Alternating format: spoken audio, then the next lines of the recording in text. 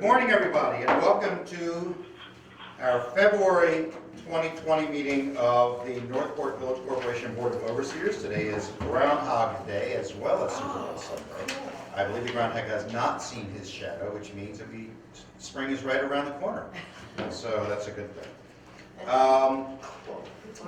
And we have in attendance Judy Metcalf and Jeffrey Wilt and Lisa Fryer and Vicki Matthews, and on the phone, Michael Terrell. I believe, Michael, you're the sole person on the phone? I guess. I don't see anyone else. You don't see anyone else? Excellent. No one else there in cyberspace with you. Let's see, we have an agenda. First article is to approve minutes of the January 12th meeting. These went out. There were a couple of changes from Mike Lannon, from Steve. I think that was it. And so the draft version has been updated, the version you have in front of you, to include those changes. Mike Lannon wanted me to sort of recast how I had phrased the infrastructure committee comments, and Steve had some notes on the report of the treasurer. Is there a motion to approve these minutes? So moved. Is there a second? Second. Is there any discussion on these minutes? Yes, you are raising the bar and making it harder for the next people who do that. Thank you for doing such a good job. It's actually fun. Yeah, you're right. That story, my license plate might not be interesting. It's kind of fun. So, all in favor of approving these minutes? I assume that includes you, Michael? I do. Yes.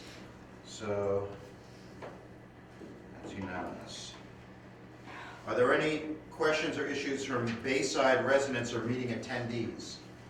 I would like to speak on behalf of John Wolsey. Is this the appropriate time to do this for Bayside Arts? Why not? So, Vicki. Okay, so John Wolsey contacted me because he wasn't going to be able to make this meeting, and they're putting together their plans for next year. I'm going to read you. I just sent out this very brief thing so you could get a heads up.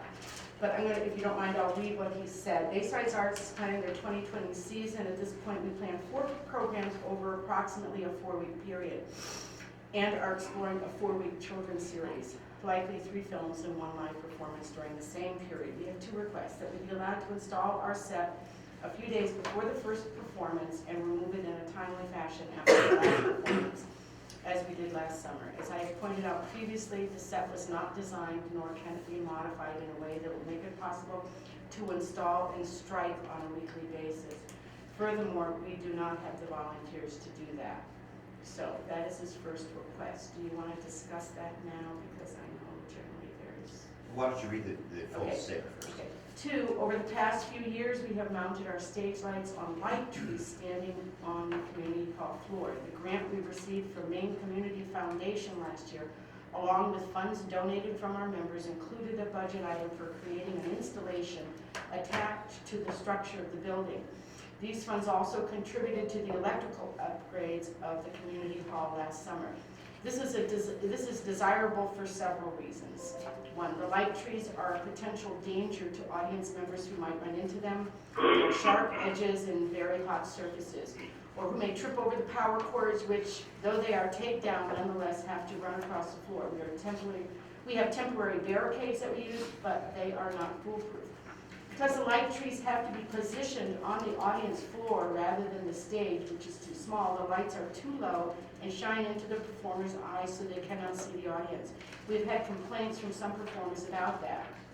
Like the set, we do not have the volunteers who can set up and take down the lights every week. It is not only time consuming but requires physical abilities that most of our older volunteers do not have. We request Northport Village Corp permission in consultation with the infrastructure committee or the appropriate committee regarding design to install mounting pipes, typically 1 1/4 inch black glass pipe in positions that will allow the lights and wiring to be above the audience head level, and thus not only safer, but positioned so as to not glare in the performer's eyes. We believe that this system can be designed to be visually unobtrusive. We also request permission to install the lights for our season and remove them per the timetable requested for the set. We would like to work with Bill Page and the Appropriate Oversight Committee in the early summer to work out the design and installation. Thank you for your consideration. With the cooperation of NBC, we look forward to another summer of arts programming for Baysiders. Questions or discussions on this? Jeffrey? Well, just a clarification, so it sounds to me like the lights, they want something that hangs from the ceiling. Is that, am I understanding that? No, it sounds like a pipe attached to the walls that then would, or whatever works, I guess. But it's up off the floor somewhere. I would say on the stage rather than on the floor, yeah. Right now, they're on the stage, they're on the floor, and they shine up on the stage. Right. Okay, so you want something that they can apparently put on the stage, There's so a lot that it's of above the audience head. theatrical places, they're like hung from the ceiling, so they're shining on the stage. I don't think he's talking about hanging from the ceiling. He talks about mounting 1 1/4-inch black glass pipe in positions that will allow the lights and wiring to be above the audience head level, and thus not only safer, but, well, I don't know. Bill? In some of the conversations past, when they've talked about that, yes, I think it is gonna be over your heads, somehow. Either out from something that runs across from wall to wall. Because at one point, they wanted to hook them to the guidelines. I said, no, not hooking them to those. But I don't know 100%, without seeing a plan. Judy? So I do think it's appropriate to think of this in terms of the two disparate requests, because I think one presents a lot more unknowns. As to the request to install the set and reduce it take it down in a timely manner, I would just want to make sure that timely is a defined term, and it be, but in any event, no later than the 7 days after the last performance. Do we know what that 4-week span is?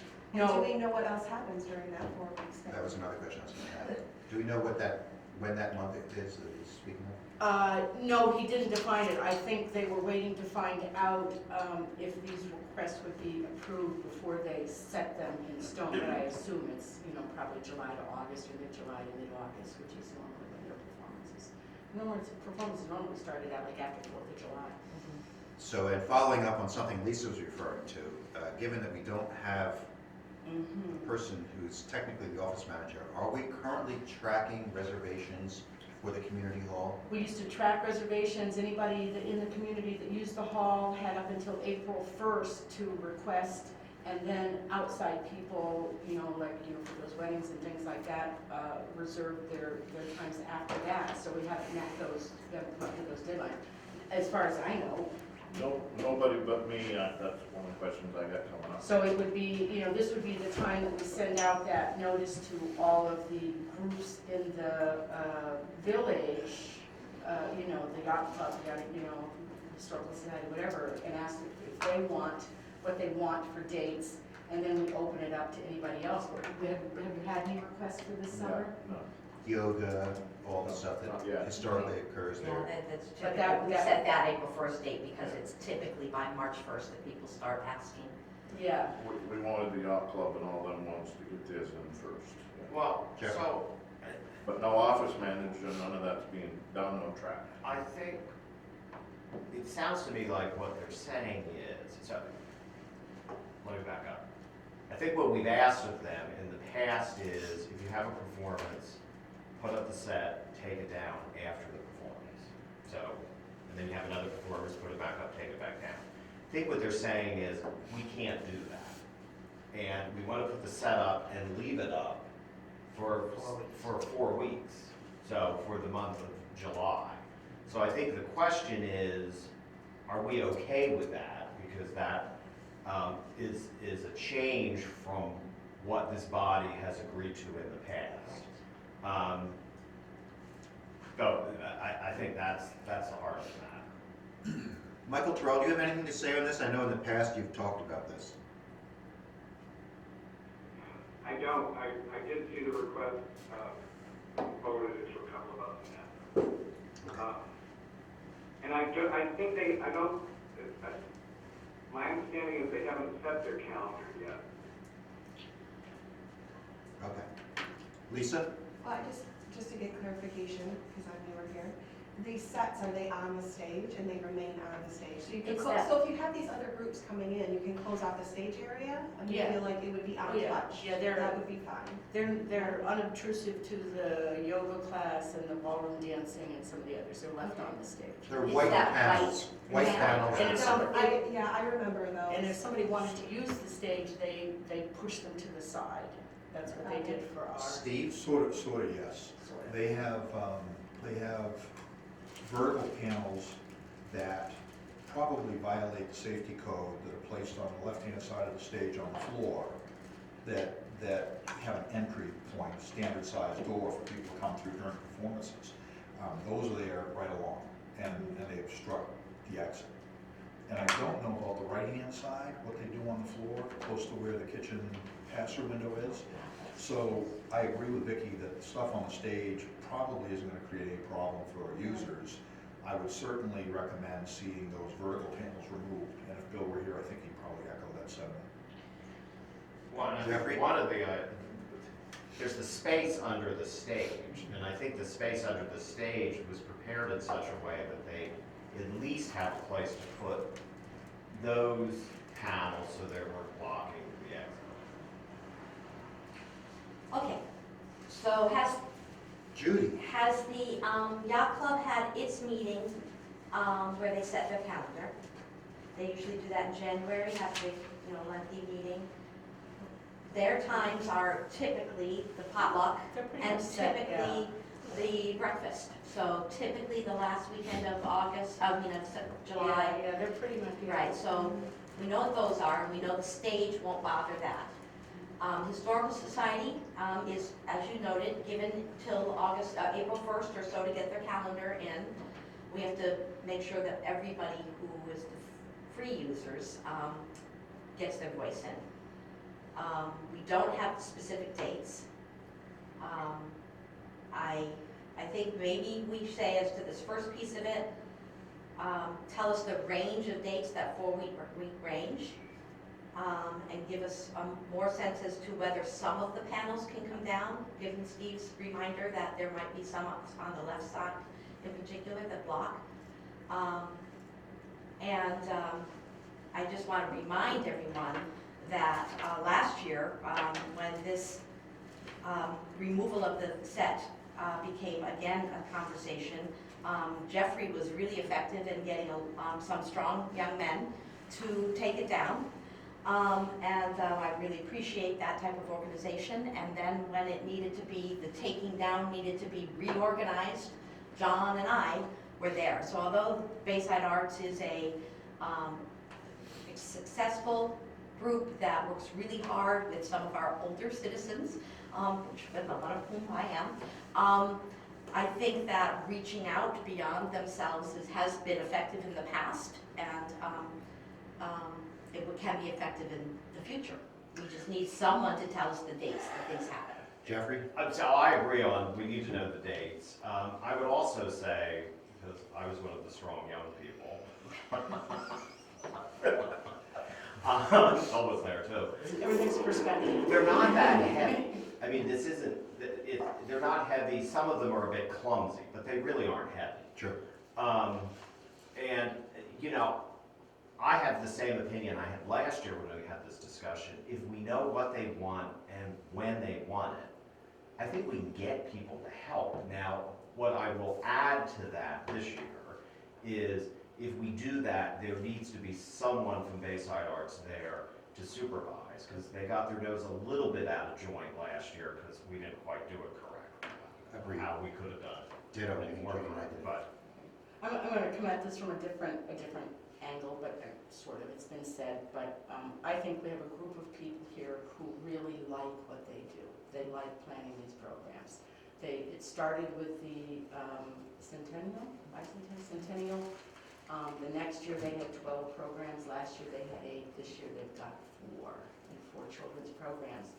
I don't want to see their enthusiasm wane. I say we agree. If it's all right with everybody, since we don't have a manager, I will monitor community hall usage and take some of that burden off of Bill, because I like that kind of thing. I those pieces together. I think that the Bayside Arts has worked with the overseers in the village to, you know, choose their dates so they don't interfere. I think their stuff is normally in the middle of the week and not on the weekends where somebody else. Yeah, Sunday. Thursdays, Sundays and Thursdays. Sundays and Thursdays, yeah, exactly. Not necessarily best for you if you're not on vacation. So again, I don't think their requests are out of line, or this particular request, but I agree, there needs to be a little bit better coordination in the taking up and taking down and what exactly is there, and I would be willing to work with John with that, if that helps. Jeffrey? So my recollection from last year is one of the issues, there's the safety issues, you can't block the exits. But there was also an issue of the aesthetic of these things being up while there aren't performances. So that there was a notion that they, in some way, take away from the sort of the historic beauty of the upstairs. I just bring that up because I know that drove part of the dialogue last year, and we should just remember that. I mean, I'm inclined to want to cooperate with these people because they're doing good work and they're our neighbors and it's very important to them. But I do think, you know, our job is to make sure we're looking after this facility, both from a safety standpoint and an aesthetic standpoint. Vicki? Well, and I pondered that because I remember the discussion last year, and I think my final thought was that is we've got this lovely building. It is, you know, it has historical significance for us, and it is a wonderful old building, and people that come comment on it. The other is it can either be a museum or it can be a functional community hall, and that we're kind of running into, you know, new technologies and things like that that make it more appealing to performers versus, you know, something that's non-functional but really, you know, a museum. Judy? I don't think it needs to be either a museum or a functional building. I think that we have worked really effectively to make it both. And I think the key is to continue to make it both. If I would like to see a report back to John that there was a general appreciation for the request to keep it up between a types of a schedule of performances, provided the safety issue for exit is addressed. But that we would like to see the dates and be mindful that we do need to solicit the dates from the yacht club. We think we know what their dates are, and from the Historical Society, and that on March 15th we'll visit that again. As that helps transition then to the lights, the statement about a museum or a space. I have no problem with making sure we don't blind our performers and that we don't have light trees that people trip over. But there are many stakeholders in this building. I think that Billy needs to drive the practicality of the installation. Billy's the one that meets with the Maine Municipal Association underwriter who tells us what we're doing in terms of safety all the time and make sure we do things right and gets all the electric up to date. And I think that the Historical Society has to be at the table discussing what the impact of any light stands are. So those would be my conditions. Vicki? And if I remember correctly, I just want to add that he needs to be in there with the electricians that they call, because I think he got forgotten, and I think it's really important because he's the one that's here when the electrician comes and he needs to know what they're going to do. So we just want to add all those pieces. Historical Society, Bill. Steve? Yeah, just a couple of things. I agree supporting Bayside Arts is the absolute right thing to do. I would like to see this set down at the time of the annual meeting, regardless of what the time frame is for performances, just because that is sort of our big event. So even if we keep it up for the majority of the period, I think that would make some sense. And I just want, just for the record, the original Board of Overseers that approved Bayside Arts doing this, I believe include John Woolsey.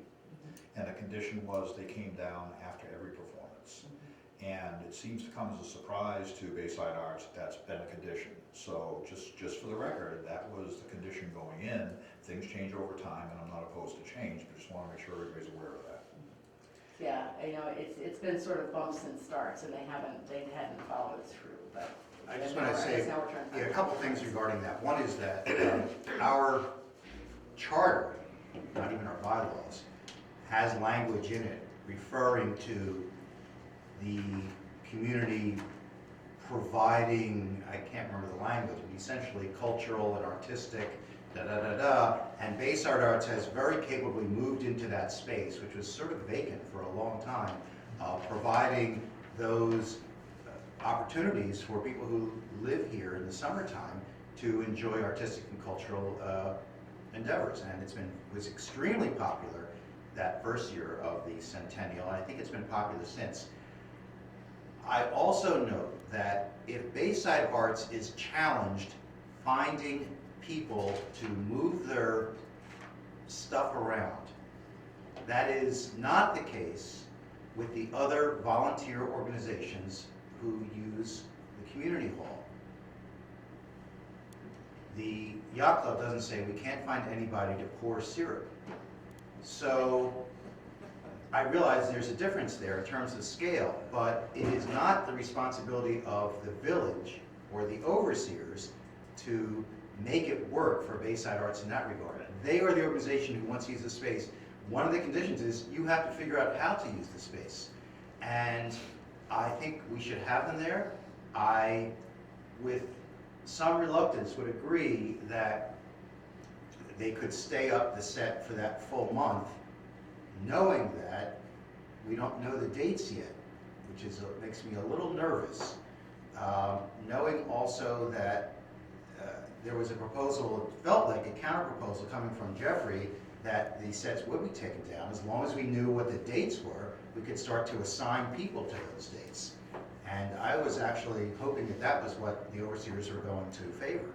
Well, I frankly favor that, because I do think, particularly during the summer, there's a lot of muscle around here. It's just a matter of them saying, we have a performance on given date, we need to take the stuff taken down on given date, plus 2 days or whatever. And then they need to make sure one of their leadership is here so they can supervise that. But I do think there is a workable solution to support them and to have the sets taken down. It's just, we just all need to be communicating with each other. I mean, I can think off the top of my head of 10 teenage boys that could help and would probably help for free, or maybe one of their parents will buy them a lunch at the corner store. I mean, there is a way to do this. It just is going to take some organization on their part and on our part. I would prefer that rather than having the overseers agree to this proposal initially, to have Vicki go back with these ideas to John and report back to us on March 15th, if that's okay. Yeah, I just don't know, I don't know what his timeline is as far as, setting these things up. So, yeah, but Well, how about, part can I tell him that in theory we agree with this, but we're exploring options as far as taking them down, and we're willing to work with him with that? Absolutely. Okay, Well, and then we just want, I would just add that our preference continues to be that they come down Right. after every performance, and we're willing to help with that. okay. I would also state, by the way, that I'm a little nervous about the phrase "install light set that does not need to be removed," because I don't know yet how large. Oh, but he says they'll take it down at the end of the season on the same timetable, so it can be removed. The light set will come down at the end of the season. Yeah, yes, he says, we also are to install the lights for our season and remove them per the timetable requested for the set. But the poles will not, black 1 1/4 inch poles are not going to be taken down. Yeah, there's no sense in taking the lights down if they are truly erected in a way that is unobtrusive to the general use of the building. But that's why I think we need to see like a plan and Exactly. almost a sketch, because Okay. I'm picturing something that hangs from the ceiling, and if I'm it's just picturing something stuck If to the it's, wall. if it's appropriately installed and it's up high, I don't an offer to take these things down at the end of the season, well, frankly, they don't know how to take down the set that doesn't even weigh anything. How are they gonna take lights down? That's why I'm nervous about this phrase. So I think that we need to get greater clarification Yeah. about what this, and perhaps we move through the 2020 season still with the lights as they are currently, figuring this out. It may not be that all this can be figured out before July 1st. Steve? No, I think everybody's spoken to the points I was gonna cover. So basically, Vicki, you'll report back. Thank you. Or you may be here, but anyway. And in terms of the general use, has it been our custom to remind the stakeholders that they need to get their calendar into us? Yes. And you're gonna do that? I specifically remember we did that, because my whole thing was, first was trying to get the stakeholders, which is a good term, of which I think Bayside Arts would be one, right? Yeah. Get them up to speed to do their paperwork, because they would just come in and offhandedly say, oh yeah, we want it like next Saturday or something, but no, we want to have a plan, we want to have a protocol. Which I love those things. And yeah, so it was to communicate, so we communicated at the beginning of the year to get their information into us and get their paperwork filled out for their reservations. They're given first, and then after that, I think maybe probably at the same time, we send out a letter to the ballroom people and the yoga people, as far as, or email or whatever, saying that come April 1st, they can reserve, we'll be prepared to reserve their dates. And who's sending out that letter? I can do it. I guess if I can get the information from Bill somewhere. That's why I had my hand up. We'll figure it You'll out. have to figure that out. We'll figure it out out. with Thank you. The ballet should be easy, we could do, I'm sure we have the ballet in Keith's email. The yoga person, I don't know, but somebody must know. And then come April 1st, when weddings, et cetera, start, Yeah, that's a separate issue. Normally, those are done way ahead of Yeah, time. we don't- need your we don't- venue years in advance. Actually, I remember, but I don't know if it changed. There was one that was 2 years out, and this would be the 2-year summer, but I don't recall who that was. Well, Do we that still was- have the book of they- reservations and stuff? You don't know? Okay. That one was, they called that off, and then they Oh, got and married. then they got married earlier or Yeah. something. Good. Bill? That was my question, is without somebody in there, I know you guys are working on whatever you're working on, but without anybody in there, and we're coming to the point where there's a lot of things like this, paperwork and things, I can't find some of it. Some of it, might have got lost in the transition from the old computer to the new computer. Amy, when we've been looking for billing stuff, has pawed through the old computer to try to bring things over, but they won't come over. I'm not that savvy on being an office manager. I can recreate this because I initially It said. was actually a 3-ring binder, was that? Yeah, it wasn't on, this wasn't on the computer. Well, Amy put it on, but it's not gonna be, I'm gonna have a calendar. Steve? The computer stuff is sort of a non-issue. We have backups of the computer. Everything that was ever there is still there. The problem is, it was organized by different people at different times, so finding what you want is a challenge. Mhm. And I know that Amy spent a lot of time looking for a form that eventually turned up. Mhm. So it's all there, it can be gotten, it's just we have to go through it, and I can certainly help with that if need be. Just who's gonna do that? Oh, you're right, no. Just really quickly, I've got the Yacht Club and Historical Society. Is that it? Those are the stakeholders, the Yacht Club Historical Society and Bayside Arts are the 3 people that are essentially given preference. The consistent users are Robinson Ballet, and I, Yoga. and Yoga changed, I don't know yoga the name of changed, the one that yeah, does it used that, to be, yeah. what's her name, but now, yeah, I'll find it. We'll So figure it out. Robinson Ballet, though, at the very least, Ralph will be able to give you an email address if you can't, but you should have it. And if Shanae is in here still working on filing and stuff, she's looking for watercraft registration, she's looking for some of the things, community hall stuff. But if you just remind her that there are things we'd like to find if we can, and she comes across them, we'll have it. Okay, because that was my other thing. We need to be thinking about the watercraft, all that paperwork, because somebody's gonna come and want a digging permit. Yeah. Jeffrey? Well, and I do think with the watercraft committee, I know, for example, I had in my email, like the very last version version that was sent to me to approve before they got printed. So they're also, you know, we can recreate that and have pretty close to the final versions just because the committee was sending stuff around. Okay, so it's okay with everybody if I handle the community hall, because then I would say, Just a Dylan, moment, if you get an Michael. email, you just forward it on to me. Yeah, Okay, and I'll, Michael? I'm just asking for a point of order around the gender. I don't know where we are. We're still haven't sitting, gotten into resolving that issue of Bayside Arts, and it kind of drifted on from there. But now I'm going to return it to, are there any further questions or issues, Bayside issues that are not overseer issues, essentially? Hearing none, we'll move on to the report of the treasurer. Thank you, Michael. Good morning, everybody. good morning. So the first set of warrants that came around was from December. I had mentioned at the last meeting I didn't have them ready, didn't have them organized for you, so thanks for getting those signed. Given the timing of this meeting, I don't have warrants for January 2020. So what will happen is the last series of invoices that need to be paid were uploaded to the account this morning, and we should be paying our vendors before our March 15th meeting. So I would like a motion to allow me to pay that out of sequence and have you sign that warrant at a later date. So Sorry, I think people Vicky's jumped in. first. Vicky moved, and that's to allow Steve to pay. Our January warrants, prior to the overseers sign Is there a off. second on that? Lisa was first. Lisa, any discussion on that? Hearing none, all in favor? It's unanimous? Yeah, so you will be seeing those and signing those at the March meeting. So from a financial perspective, the timing of this meeting prevents me from giving you January financials, which really isn't a big deal. The second closing for general government, I believe I sent out to everybody by email. You may or may not have had a chance to look at it, which is fine. I will say that the results are as expected, and we're really back on track with the accuracy of the financials. Our new accounting firm is just really a godsend.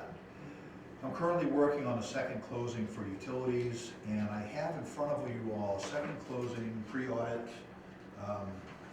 reconciliation. So, you know, you figure if you performed exactly to budget, your net income at year end would be a zero, and it never is.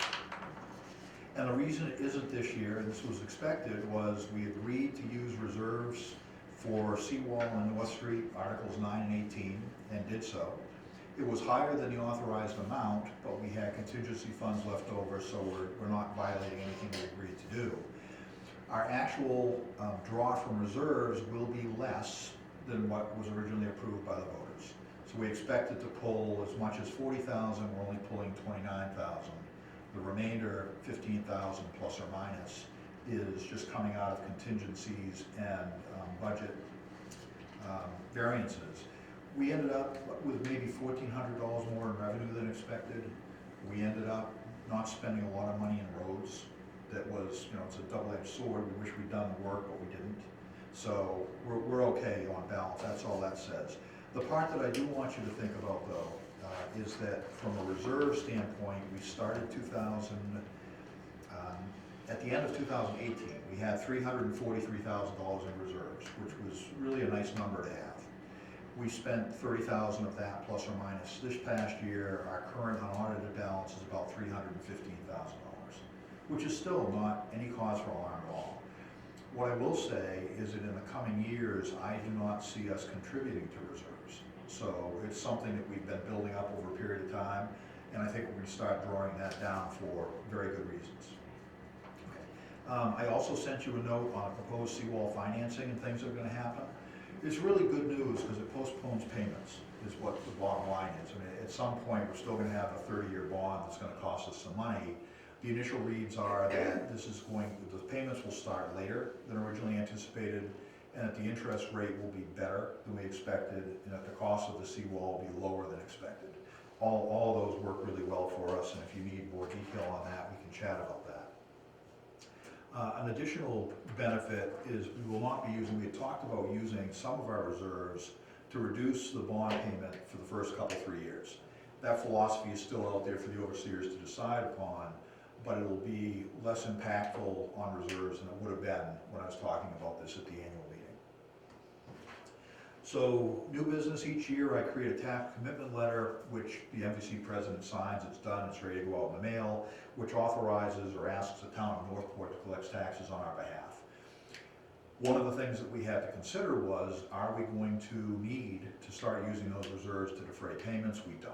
So we're dealing with a lower expense to taxpayers in the coming year than we would originally have had. Now, the authorization to raise taxes to do that remains in force. So when we develop the budget for 2021, we will be building in the expense of bonds and in the years that follow. I had a number of questions of budgets. So you all have a copy of budgets, which, I mean, for all intents and purposes, we'll review financials on a regular basis.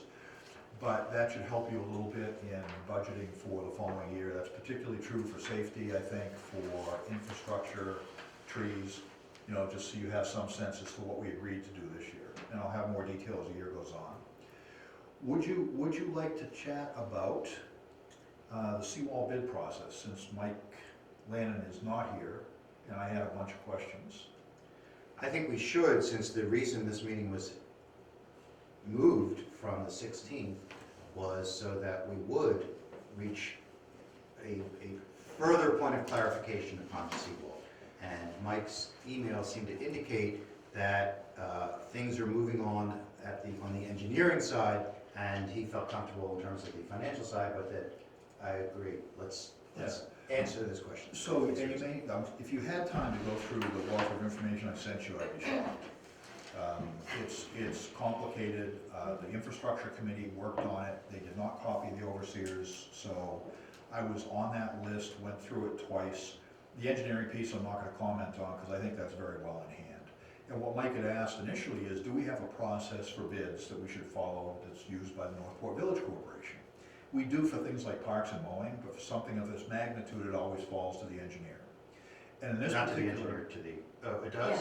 Yeah, the engineer usually does all the basic they specs. developed Okay. all that. Got it, thank you. So Mike and the infrastructure committee suggested a number of revisions to the engineers, which, you know, from what I can see at a distance, make a ton of sense.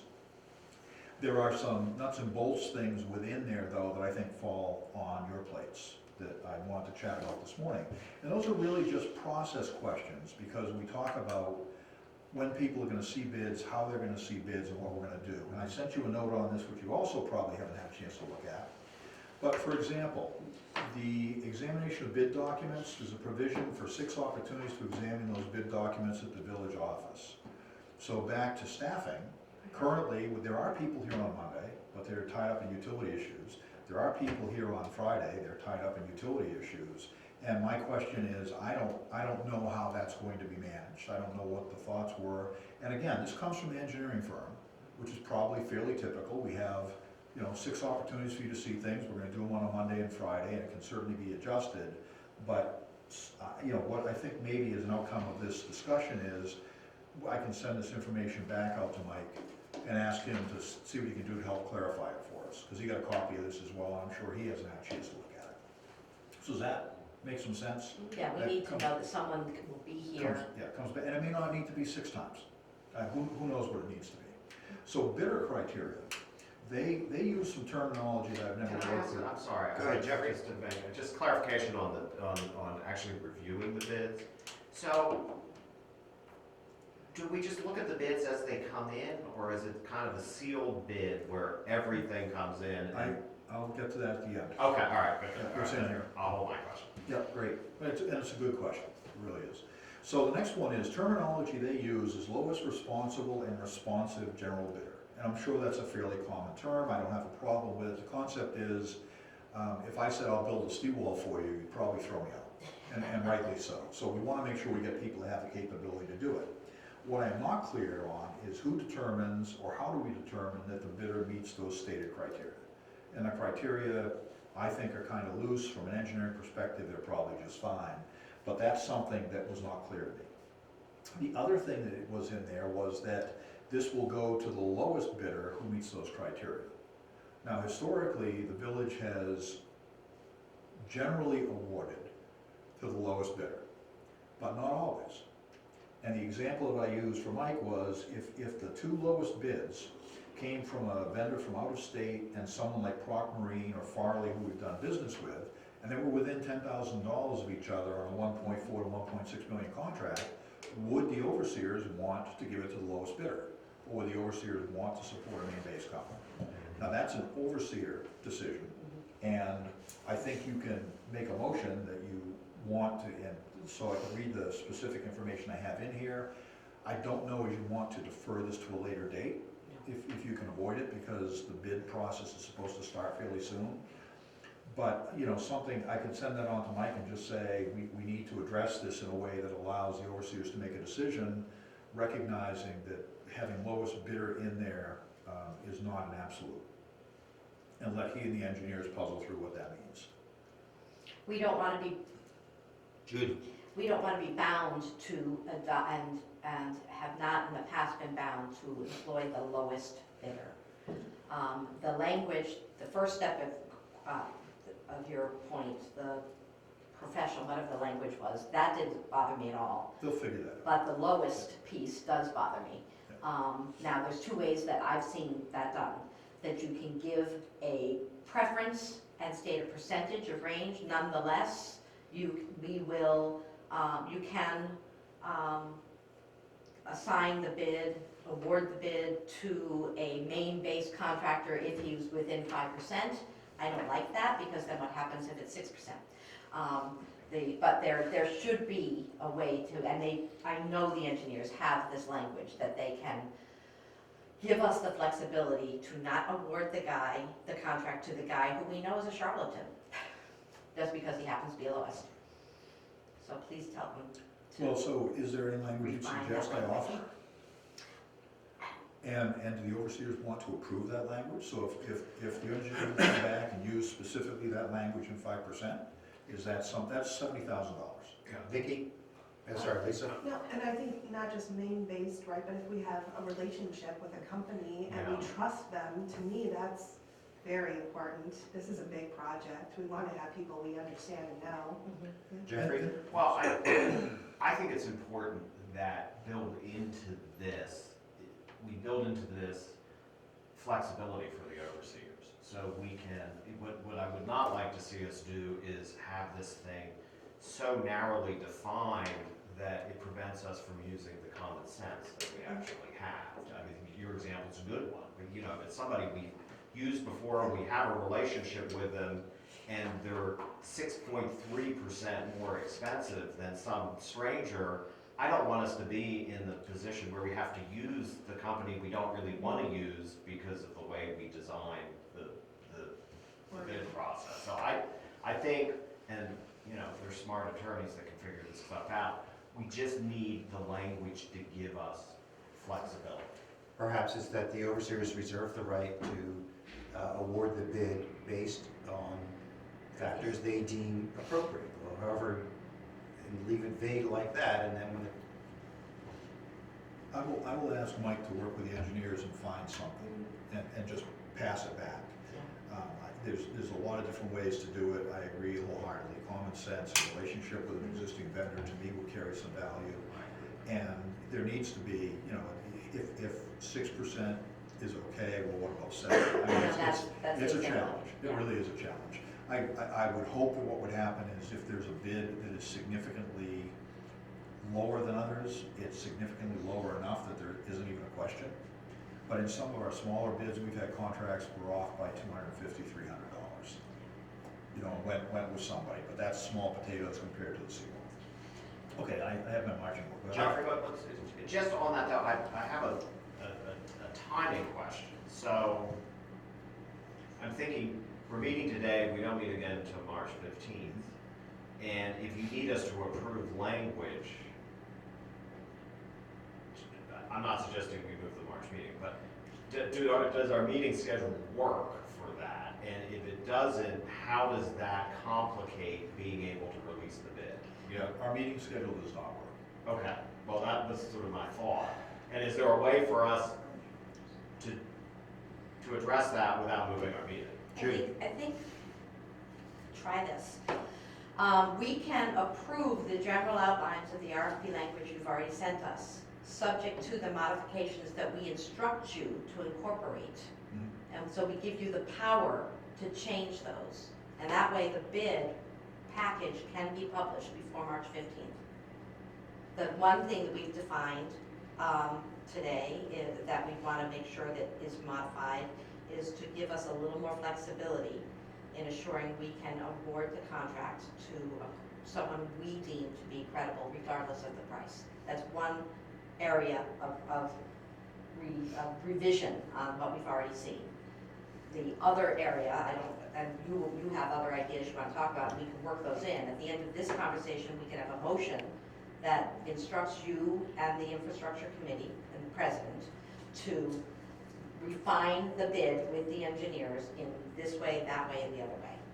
That should allow us to move forward without moving the March 15th meeting.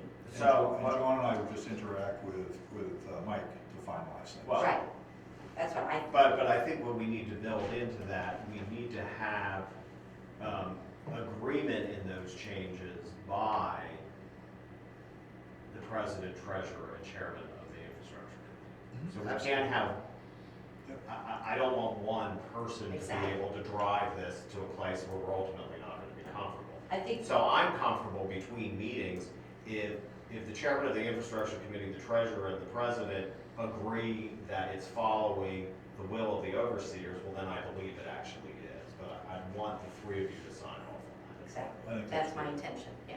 Okay. Okay. So were there other areas Oh, that? yes. Because I have a concern in the bid package, that I want to make sure that it is absolutely clear that the contractor awarded is mindful that there will be another contractor on site, and that they have to, the bid has to put, account for the duty to coordinate the work schedule with the contractor who receives the bid for the utility building. I don't believe that it's going to be the same contractor. But particularly in light of our utilities conversation on Friday, we're building basically a wastewater treatment plant.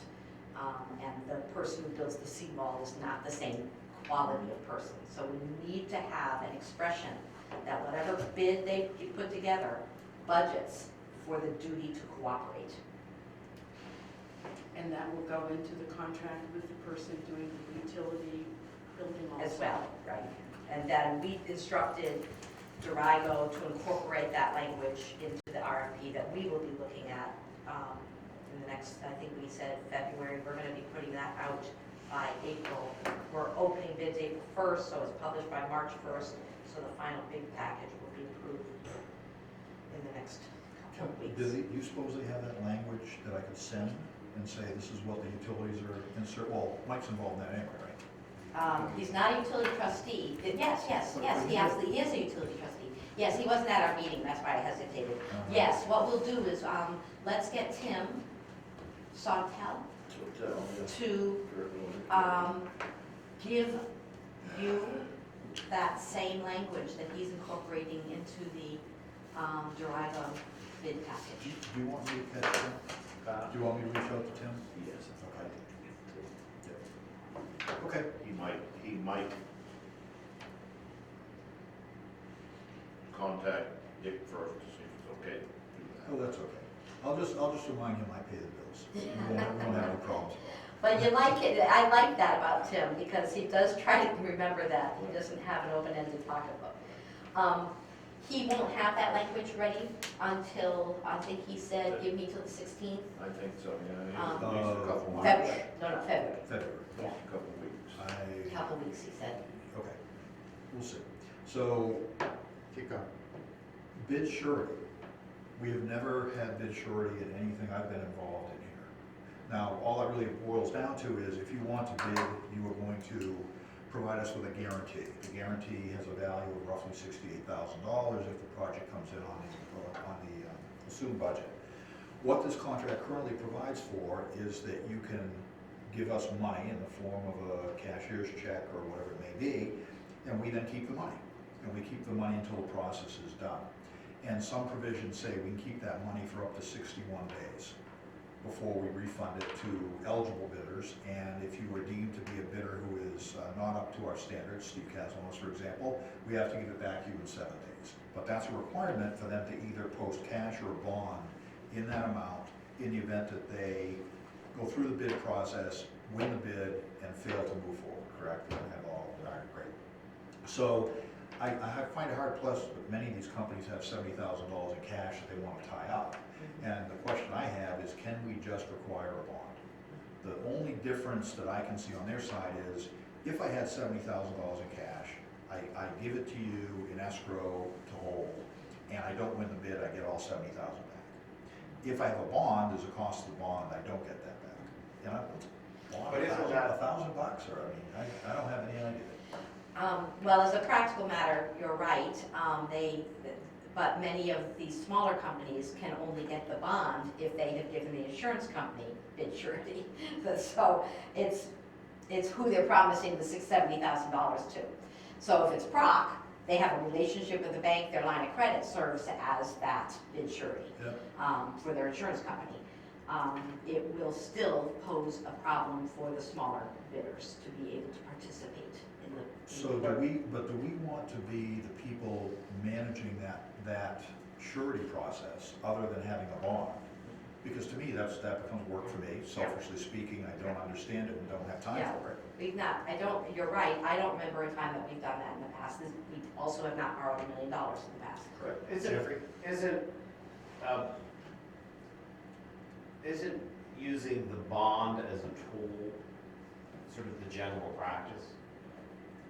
Like, the companies are bidding on this, so like if I own a construction company, I want to bid on this, my assumption would be, I have to do this anytime I bid on a project of a scope that exceeds a certain level. So I'm not, I do think saying, you know, give us $70,000 of cash is probably more complicated, but a bond seems to me to be just sort of it's the cost of doing business. I have no issue with the bond. My issue is with currently the way that bid document is structured, all those options are out there. I find it hard to believe that anybody would want to do it. There may be somebody who chooses to do it for reasons. This may just be standard language they put in a contract and nobody ever chooses to use it. But I prefer to not even have it in there. It may cut a bidder or two out for some reason. But I agree with you, Jeff, that it's probably standard practice. I cannot believe that most of the people that we would trust to do this aren't in a position to get a bond. And yeah, this is all foreign to me. So, and what does this insure us against or for? This gives us money in the event that we start down this path and we say, Vicki, you're the person, go for it, have a good time. And for whatever reason, you fail to go through on that. So now we have lost time. We can't make our deadlines for our, You've got my and we have to, 70,000. I got you 70,000. So it's A enough, lost time of it's performance. enough pain for you to be serious about this. Or if you're at all vacillating, recognize it's gonna hurt you in the pocket. So you're referring, Steve, to, given that there's still already a number of choices on the bid contract, that you would just eliminate the surety language? No, I would continue with surety. I would eliminate the cash The language. cash, Sure. yeah. Okay, Okay, good, we're gonna do that? wonderful.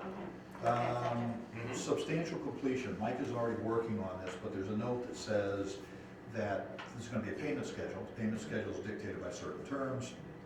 The lion's share of the payment would be made when there's substantial completion.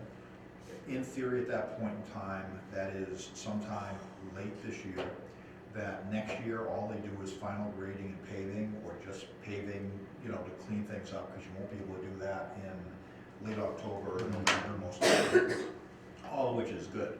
The question is, you want substantial completion to be very clear, because we're gonna release the vast majority of the money. The only parts that would not be released would be 200% of whatever that sub or post-substantial completion exists. So let's say the grading and paving is $100,000, we'd hold back $200,000 plus retainage. Anyway, I'm just asking them to be very specific about that, including things like all excess materials removed, all unnecessary equipment is gone, because they don't use their equipment, they may decide storing it in the park is a good thing to do. If it's a piece of equipment they're gonna use to grade, that makes sense to me.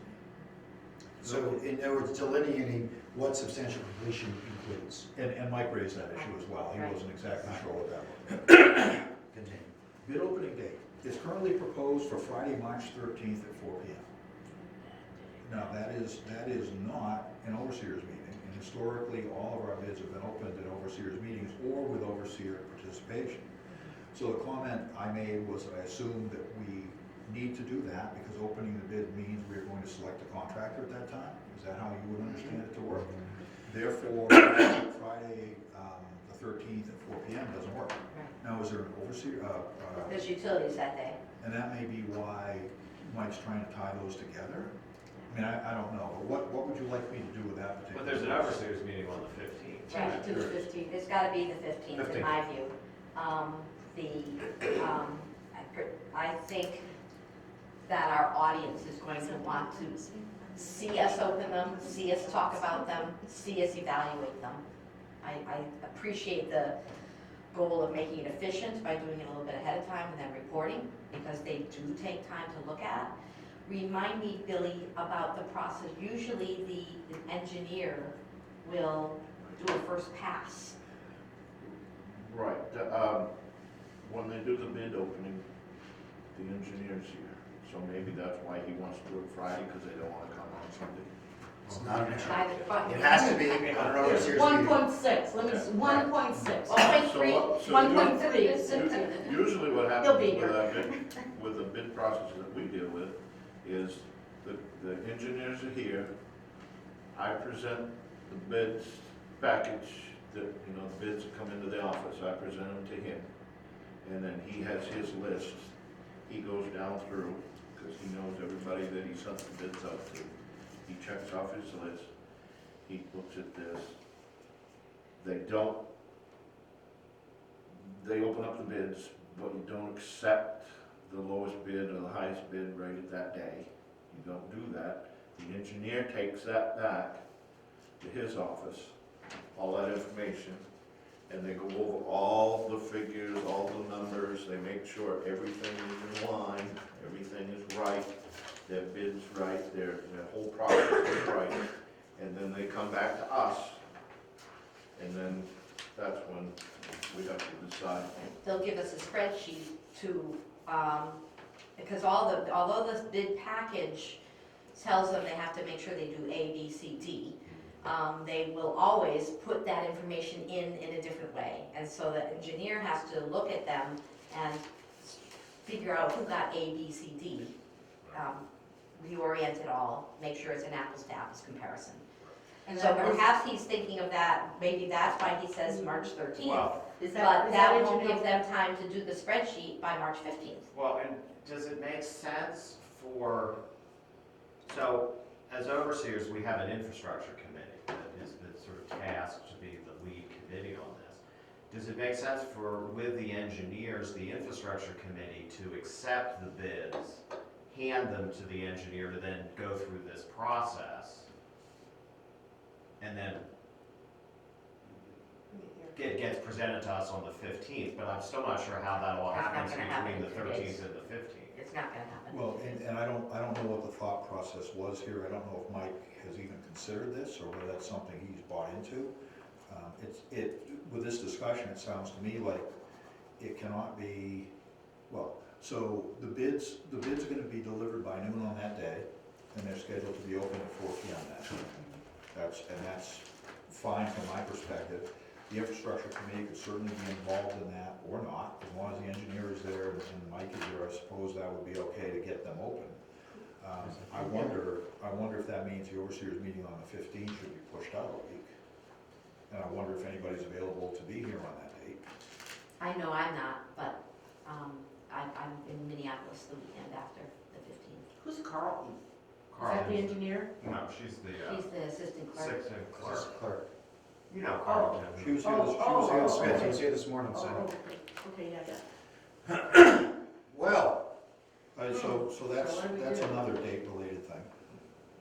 well, we need to have Mike's opinion on what the thought process was here. this, I agree that a day and a half is unlikely to get the engineer's comments, spreadsheeting put together so that the overseers, 9 o'clock on Sunday morning, would have something to respond to. So the March 13th date maybe there's an option to move that forward. I get that if I were bidding on a $1 million Six. project, I would want time to get it right so I could get awarded the contract. So we have to publish this by February 6th. That's not going to happen. It takes about a month to put together a bid, right? From a contractor's perspective, that's what we were just talking about the other day. So that's why he said the 13th, because he was focused on the 15th.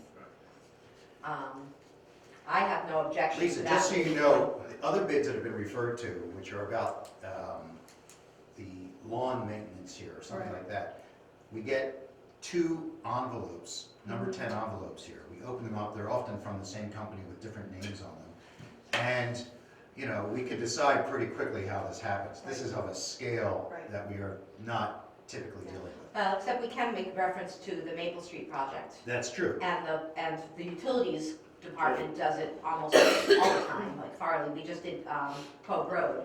And that's why I have some familiar with the spreadsheet piece, and that's really valuable work that the engineer does for us. But in the process of full transparency with a project of this size, is there almost like a ceremony that happens with opening the sealed bids? Yeah, And they and are. that there's an expectation that the electorate will have the capacity either by that or some other means to watch it happen. Is that what we're saying?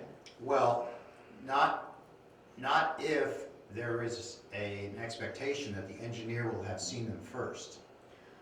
Well, the opening occurs here, the engineer comes. The Okay. engineer sits in And this. that's a public meeting room. also. That's a public meeting. That process of opening that envelope is public. It's not in the office, it's right here.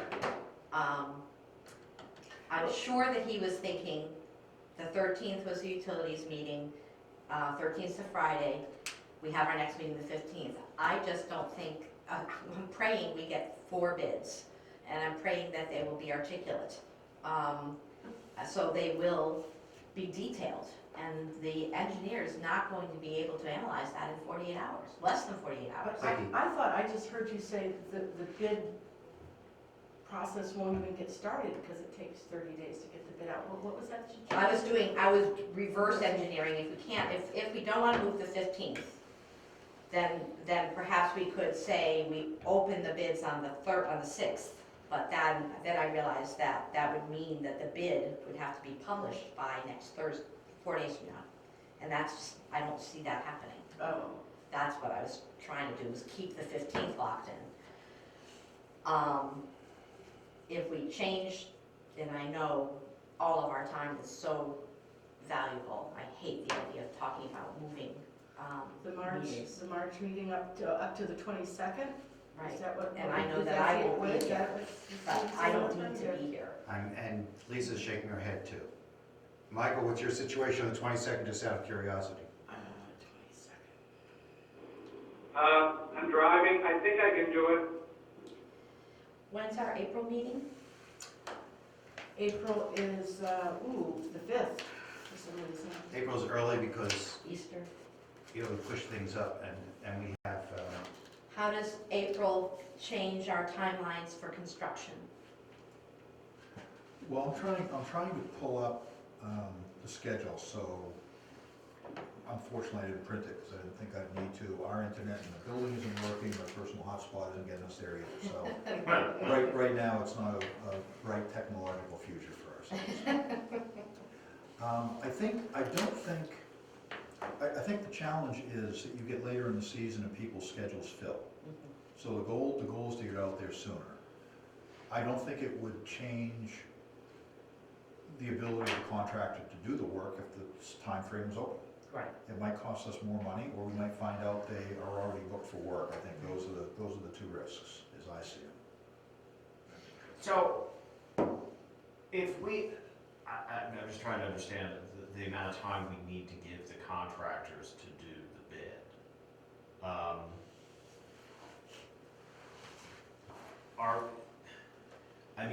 Is there sort of an industry standard we're supposed to follow? And is there any, so if we wanted, it might be the easiest thing is to say the bids are due on March the 6th. And, that's just when they're due, and the contractors have to figure it out. But in doing that, are we being really unreasonable to the point where we might miss out on some good contractors? I just don't understand the business, so I don't know. Lee has a Billy? The longer that you leave the bid out open, the much more contractors are gonna wanna be willing to maybe bid on that project. The shorter the window you make that bid process, it cuts out a lot of contractors who wanna bid on that, because they may be working on other bids that's eating up a lot of their time, so they don't have time to bid on this one too. Even though they might want it because it's such a big bid, they just don't have time to do all the paperwork in their business to do that. So longer is better, shorter is worse. I believe through the infrastructure committee, we was trying to get out there, everything on this process has been fast, really fast, fast-tracked. The thing is, we know what the economy and the way things went last year on bids. And so we're trying to get this bid out there sooner before the contractors actually start looking into their year's bids coming up, because we'll get a better deal. If it's closer to their bidding season, they may not even want to deal with it. It's a catch-22 kind of thing. We can get the bid out there, it's just a matter of when we open the bids, right? That's what we're discussing. Yeah. The bid will be out there. But the bid goes out when? Like, when does the bid actually? I have a feeling he was shooting for February 13th, since he marked March 13th as his date. I think That's so. 2 weeks from today, I think that was. Get the bid out. I'm imagining, I don't know what his thought process was, or the engineers, but that seems to make sense to me. So I have a sample count, not the actual one, but documents would be available in this example, September 1st, and I think they follow the same process, just using our dates. There's a pre-bid meeting 11 days later, so that everybody's encouraged to come to that on site and see what's going on. Then they have a week to get back with questions. The engineers have a week to give them responses to those. No, actually, that's not true in here. They don't even answer the question. But September 26th, so it is a month. Bid opening is. This is just a sample. This is He's just- doing what typically happens, which is helpful. So it's a month from the time it's released until the time that they're due. It looks that way. So, No, I actually have our schedule. I found it. So it would be plans available February 21st. It will go into the paper before then. So pre-bid is February 25th and bids are due on the 13th. So 3 weeks, really tight. I think, I'm gonna make a recommendation, which is that the bids be due the week of sometime the week of the 16th of March, which would give a little more time, and that they be opened by the engineer sometime after that, let's say on Monday the 23rd, and that they be considered by the overseers at the March meeting, which is already, April the 5th. April meeting, which is already advanced to the 5th. I recognize that changes, that there are issues in terms of financing potentially and timing, but it feels like that's the structure of this organization, and we need to have as many people around the table as possible. By the way, Michael, I appreciate it. We need people around the table to vote on this. They have to be present. Jeffrey? So, this is a question for you, Steve. I think in terms of the financing of the project, the way the financing tool we're using, I can't remember what it's called, but whatever. Bond anticipation. Yes, that thing. What drives that is the borrow up to limit that has been set. So moving the financing isn't as much, isn't impacted by the bids. Is that a correct statement? Well, at this point, yes. I'm looking for that schedule, which I did print. Right, and we, I think, that was, yeah, Yeah, and I had it. I think the easy answer is that we will be approving financial, the bank that will provide the bank anticipation note on the 15th, and we'll be closing on that loan on the 20th. So, from my standpoint, related to this, either way, we're really, if people are saying, do you have money, we can say, you are approving it. You know, and they can say, well, you don't have it yet, which is true, but I don't think that will be an issue, because we'll have bids from banks. I think if it's delayed, then we don't change the financing schedule at all, we just have, it's already approved. I think the April 5th just seems saner. I think that's a good, I think that's, yeah, I think that so. seems to be the only one. And then I have a aversion to, when things get too rushed and we try to shift things, or there's something wrong with that, and we didn't know it. So I think that sounds like a very logical plan. I don't know what the repercussions are, but they can't be something we can't overcome. So let's discuss what those actual dates would be then. The bid opening date, Lisa's a general question. I'm I'm just sorry, Lisa. making sure that was the one meeting I can't come to, we're on spring break. April, April 5th is April plain, is, 5th, I'm not here, okay. so just make sure that you have the fourth person. yeah. I cannot make the April 5th meeting either, I've got a family wedding that weekend. It's Palm Sunday. Is Miles can't be present? here. I can be here. Palm Miles Sunday. is not here. Mike Lannon is the person that we need to have. Oh, we need 4. 4, I'm saying. Yeah. I think Miles is out until. He's out until Mine's May. out until Yeah. May, so I'll be here. I'll be here. I'll be here. When we have 3, we know we're not And going Landon to has to do. be here. We have to check with Mr. Lannon. So, assuming that that's a yes, the dates that are proposed are that the bid opening would shift a week perhaps to the 20th? Utility meeting Well, it's not a utility meeting. No, utility meeting, but they would still come. Still on the 20th, so let's say, I don't think that needs to change. well then, I'm listening to what Billy said, and as long as we now have 3 weeks to play with, let's give More the time. contractors another weekend Right. to respond. I don't think any of us have that expertise. What I would do is say, we need to be approving these bids on April 5th. Adjust your schedule to accommodate that. They may choose to give people more time, Right. but I leave that in their hands. I'm certainly not qualified to tell them to move. I don't disagree with your logic. I just wonder if we even need to be involved in that process. Right. Still, I think that, I agree with Steve, that the point of moving the date was to assure that there was a careful analysis by the engineers of what they receive before we have to react to it and award the bid.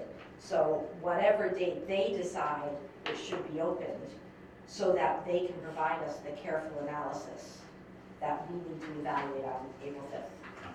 And who's gonna coordinate that? Who's gonna? The engineers are going to come back with a revised calendar. If we say to them, it's April 5th when the overseers are going to approve, you can go anywhere between the 13th and the 5th. You have, with the understanding that they need to be opened, they need to be analyzed by the engineers. And is there any reason why that report could not come to the overseers before the April 5th meeting for them to review? I would not see why there would be any barrier to that. We've looked at those spreadsheets before we award at public meetings. We did for Maple That would be Street. hugely valuable, I would think, Yeah. to the overseers. If 5 days or a week out, they could be looking at it. There still is going to be the opening of the bids here, there's still going to be the discussion. Well, bids will already been open. Bills would be opened by the engineers. do their spreadsheet, we did the spreadsheet. Well, if you're opening them in public, I don't see why. Right, exactly. They can't be put on a spreadsheet shared with the overseers. Right. How's that any different than if any overseers is watching it publicly? Right, Yeah, so. right, we've seen those things before. I've just texted Mike Lannon. Thank you very much. Tell him that he has to. Well, Well, you know, life happens, so have the latest anyway, as far as we know, You know, if I life will take this, have you'll never more. see it again. Well, As long as nobody gets in an accident and nobody ends up in a hospital.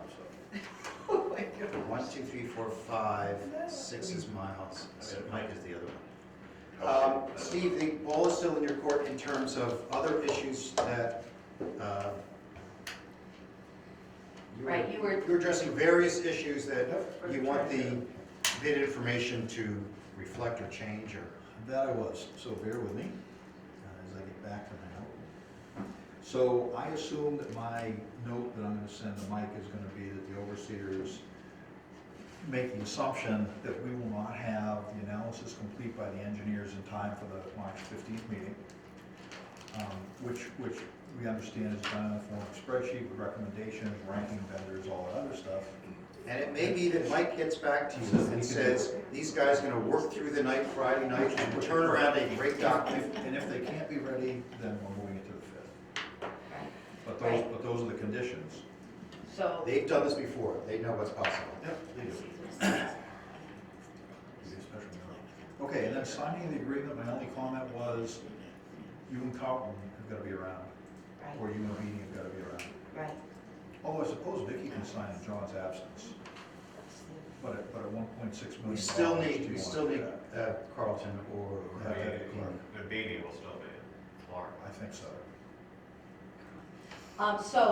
So the qualifications for approving this to go to bid, that we have talked about are that we are authorizing you to recommend that the cash surety come out.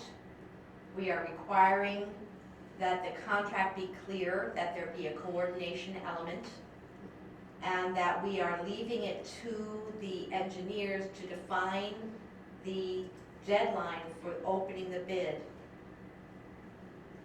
in a manner that allows them to analyze the bids in an effective fashion, so that we can vote either on the 15th or on the 5th.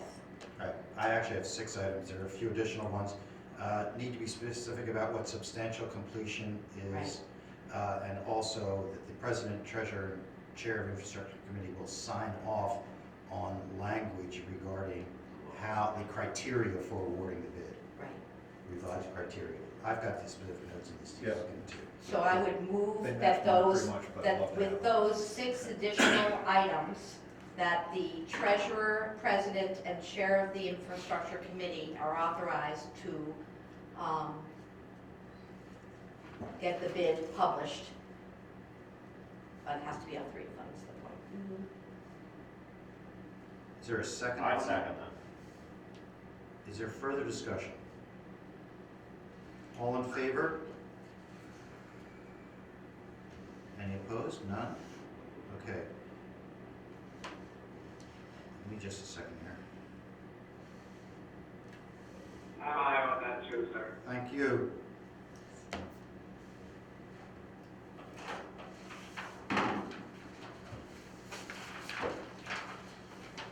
Well, anything further, Mr. Treasurer? It's a good thing I didn't have any report. Yeah, I need a backup for payroll. I had sent Jeff a note and we neglected to talk about that in the personnel committee meeting. I'm gonna be gone for the next 2 weekends. And so would like somebody else to process payroll. No. What does that What does it Oh, involve? yeah, who has It it? involves getting bill paid. Yeah. It's not bad. It's about a 15-minute gig. Yeah, not I- early either, What's that? right? Not early either, right? Right, Yeah, not right, really. right. So, We got that I sense. have not yet completed, but if you just want to take a quick look at that, that's a cheat sheet I've developed. I'm available undoubtedly by phone. You know, if. Can't I just write him a check and you pay me Oh. back? Or something like that? Do you have to physically be here to do it? You can do it from anywhere on the planet. And I will do it, but I'm just not gonna be, I'm not gonna be in Maine. You know, if worse comes to worse, I can do it, but there's gonna be another round of this where I won't be able to do it coming up in April, and I didn't know if it was not a bad idea to do a dry run. Yeah, Yeah. I think that's, I I mean, think the personnel committee should take care of it, yeah. absolutely. thanks, Becky. So what I'm going to do, it's not complete. Yeah. Why don't you just peruse that, there are some gaps, there are some screenshots that are missing. Take a look at that and let me know if that's the sort of thing you think you can work with. I will be available by phone, if you want to bail on that and do it later, I will find a way to get it done while I'm And traveling. what, so, when do I actually have to do what it is? And we can do this Well, it all offline. depends on whether Bill decides to put his hours in before the week's over. No, I usually do it Sunday, but we have till Monday noon. So anytime in that 36-hour period. So Bill has to It's a- upload his it's- timesheet. Well, he just puts numbers in all week long, well, Yeah. usually all week long. And then I go to this site and there's some process to approve it. Correct, and it's all. It's all that, so I do this, it was like, I'll be in Connecticut on Sunday, but I. Well, I'll be in South Carolina, I'm trying to bring as little as possible. You can do it from a mobile phone. Okay. I don't want to do it from a mobile phone, because you just don't get, it's hard. It's hard to see the screen. Okay. And it's not just Bill, it's also Fernie and Amy, or Yep, Bernie, Amy, and Dick. anybody that happens to be around, Dick Dick's pays 1099. automatically because he's sort of under contract. Yeah, so he doesn't go through that. So you can though tell me what the hours generally look like, so I can Absolutely. have an So understanding. I'll put. Bill It says, says 820 I work that week. 820 hours. Yeah, well, I mean, Fernie's are fixed, Amy's are 5 hours plus or minus an hour, Okay, unless we're billing and we're not billing. yeah, And Bill is anywhere from 35 to 60. okay, all right, thank you. So I'd like that, I just wanted you to have that as a reference. So I can I'd have like- this? I'm gonna need that back, because that's incomplete. But just take a look and see if the process makes sense. We'll be done in time for you to look at it. Okay, Thank you. But I need to finish up. Now I'm legitimately done. I have Judy, a at least for question. now. Question from Judy. We often do, and maybe, just say the sentence, we often do an annual warrant authorizing the CMP bills, utility bills, and those types of things in January so that they don't have to have, So what we did a while ago is did a blanket one that it's forever. was intended for forever. Yeah. And we have a number of, and we've done another warrant somewhere along the line that, or a motion along the line that says, people like Central Maine Power are bank drafts, so they're getting paid. We know we're gonna pay them, it's not a question. So you get those invoices, so you can compare them to the warrant, do all that stuff. They've had the money for a long time before you see that. That holds true for Consolidated Communications. We have some other vendors who are now authorized to charge our Visa statement. The And modern Northport, for example. And by the way, for some reason, they decided not to do it, and they asked us why we weren't paying our bills. You know, just one of the breadpoints. But, yeah, I think that stuff's all covered, but this motion you made this morning is an exception. Generally, we're able to do this every month, so we do. This is just because such an early meeting, we just don't have the warrants ready. Yeah, my memory was that we used to do it every January, but then we had transformed it in some way too, but I wanted to make sure we didn't have a gap. And we also used to annually do the vote about Billy's authorization, but I think we made that a forever too. You made that Up for to, up to X amount. 500. Yeah, I would say yes. I don't necessarily remember, but probably what we ought to do at some point as we go through the development of all our personnel files is dig that up. And if we need to, we authorize it, because I know we don't have a record of that independently. It'd be worthwhile to pull that set of warrants and just put that in there for those kind of authorizations. Okay. Then there's no question. Thank you, Steve. Anything else? No, sir. Happy to keep moving along. Committee reports, infrastructure. Mr. Lannon is not here. We do, Jeffrey, you're here. Is there anything you want to report? no, I would just say that the drawings were uploaded. If they, it's not the type of thing I study, but they are worthy of our study. So if you have questions of Mike when you look at them, I know that he'll be happy to answer. And just a note that Jeffrey has put in a text to Mike regarding his availability on April 5th, so that we have it at quorum here if we're indeed going to be using that date. which is ours. Tree Committee, Lisa. Yeah, I think Vicki and I can kind of tie it together because we've been working on the letter from Diana and Steve and looking at the whole brown tail moth sort of thing. And Vicki has met with an arborist and has lots of information and some new information that we probably need to consider as a board. Do you wanna- Sure, okay, so I will preface this by saying when I first brought up the brown-tail moth, when there was lots of conversation, you know, I thought, we don't have the money for this. But it was spurred on with Diana's request. So I met with one of the two, according to this guy, arborists who are certified to treat the trees. Because the thing that kept coming up with was injection. You can spray, you can inject, and you can prune, or any combination of those. We're not going to spray because we're too close to the ocean. There's a 250-foot limit, and when you spray, you don't just kill the moths, you kill everything else. So spraying is not really an option. And so then, and this guy was really, really good, and he came into the village, and I showed him the park. So I had a long conversation with him. Basically it was, because again, my thought was, oh, we got a lot of trees here, but he said you start with the trees where there's the most activity. So that kind of gave some directions. So I said, okay, well, our parks, and the tree committee had over the last years done a tree inventory that has actually become very valuable with this exercise. So again, you know, work in progress and all of that. You can prune, which was the information about you want to do it before April because they start to hatch after April. You can inject this chemical so that, and you do that in the spring between April and June, so that when they come out of their cocoons, they eat the leaves and then they die and they drop to the ground. Or you can prune and inject so that they don't come out of their cocoons and drop to the ground because you've pruned them off, and any little caterpillars that come and look at your nice juicy tree will eat the leaf and die. The thing about these caterpillars is they molt 3 or 4 times during the season, so they're dropping these little hairs, which I wasn't really aware of, but started to make sense. The other thing is it's maple trees and fruit trees, basically. So his thing was, you know, I'm sorry, oak trees and fruit trees. No, maple trees are good, or maple trees are good. That's Auditorium Park, or I'm sorry, Ruggles is all, except for the fruit When trees. he looked at our trees, they're all over. Yeah, but they're all over the place, and things that I thought were just leaves. And I'm wondering, how can that leaf stay up there with all this wind? It's not a leaf, it's a cocoon. So that stuff that you see hanging off way up at the top, they are cocoons. So it's oak trees and fruit trees. In our area, the most oak trees are in Blaisdell Park, which is just covered with trees, and Auditorium Park that's covered with trees. And those people that drive all over their roots, they're going to kill them anyway.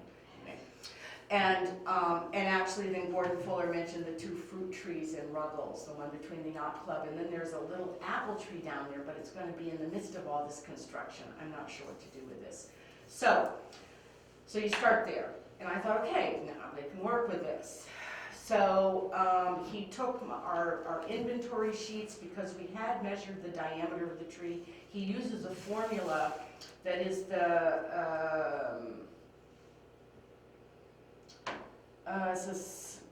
circumference of the tree 4 feet up the trunk divided by 3.14 times 10, and that gives you the cost of the injection. So just as a thumbnail sketch, just for injecting, because I figure pruning and injecting is way more than we could even become to consider. It's certainly fine if everybody wants to prune the ones that they can reach or with their ladder, but for some of our huge trees that are heavily infested, he's got a 90-foot ladder truck that can come in and do it, but it's labor intensive as well as equipment intensive, and I do believe cost prohibitive. So understand that if you inject them, these things are still going to fall, and people are still going to get Yeah. at least the first year. Yeah, right. Yep. So, for Blaisdell Park, he gave me a thumbnail cost, I wasn't, just give me a ballpark of $3,100 to do the trees that needed to be, would be injected in Blaisdell Park. And, something similar to that, maybe a little bit less for Auditorium Park. I did send him all these, he's gonna put together, a more concrete quote. And part of the expense, just FYI, is, and part of the planning, I mean, this is not something you do first and say we want it done. You've sort of lost your window, is he has to order the product, it comes in some sort of a bottle, they stick it in the ground, they go around, and then they come back and they pick them up. And then they have a significant charge involved in disposing of what's left. So that's part of the cost, which I thought was important to understand.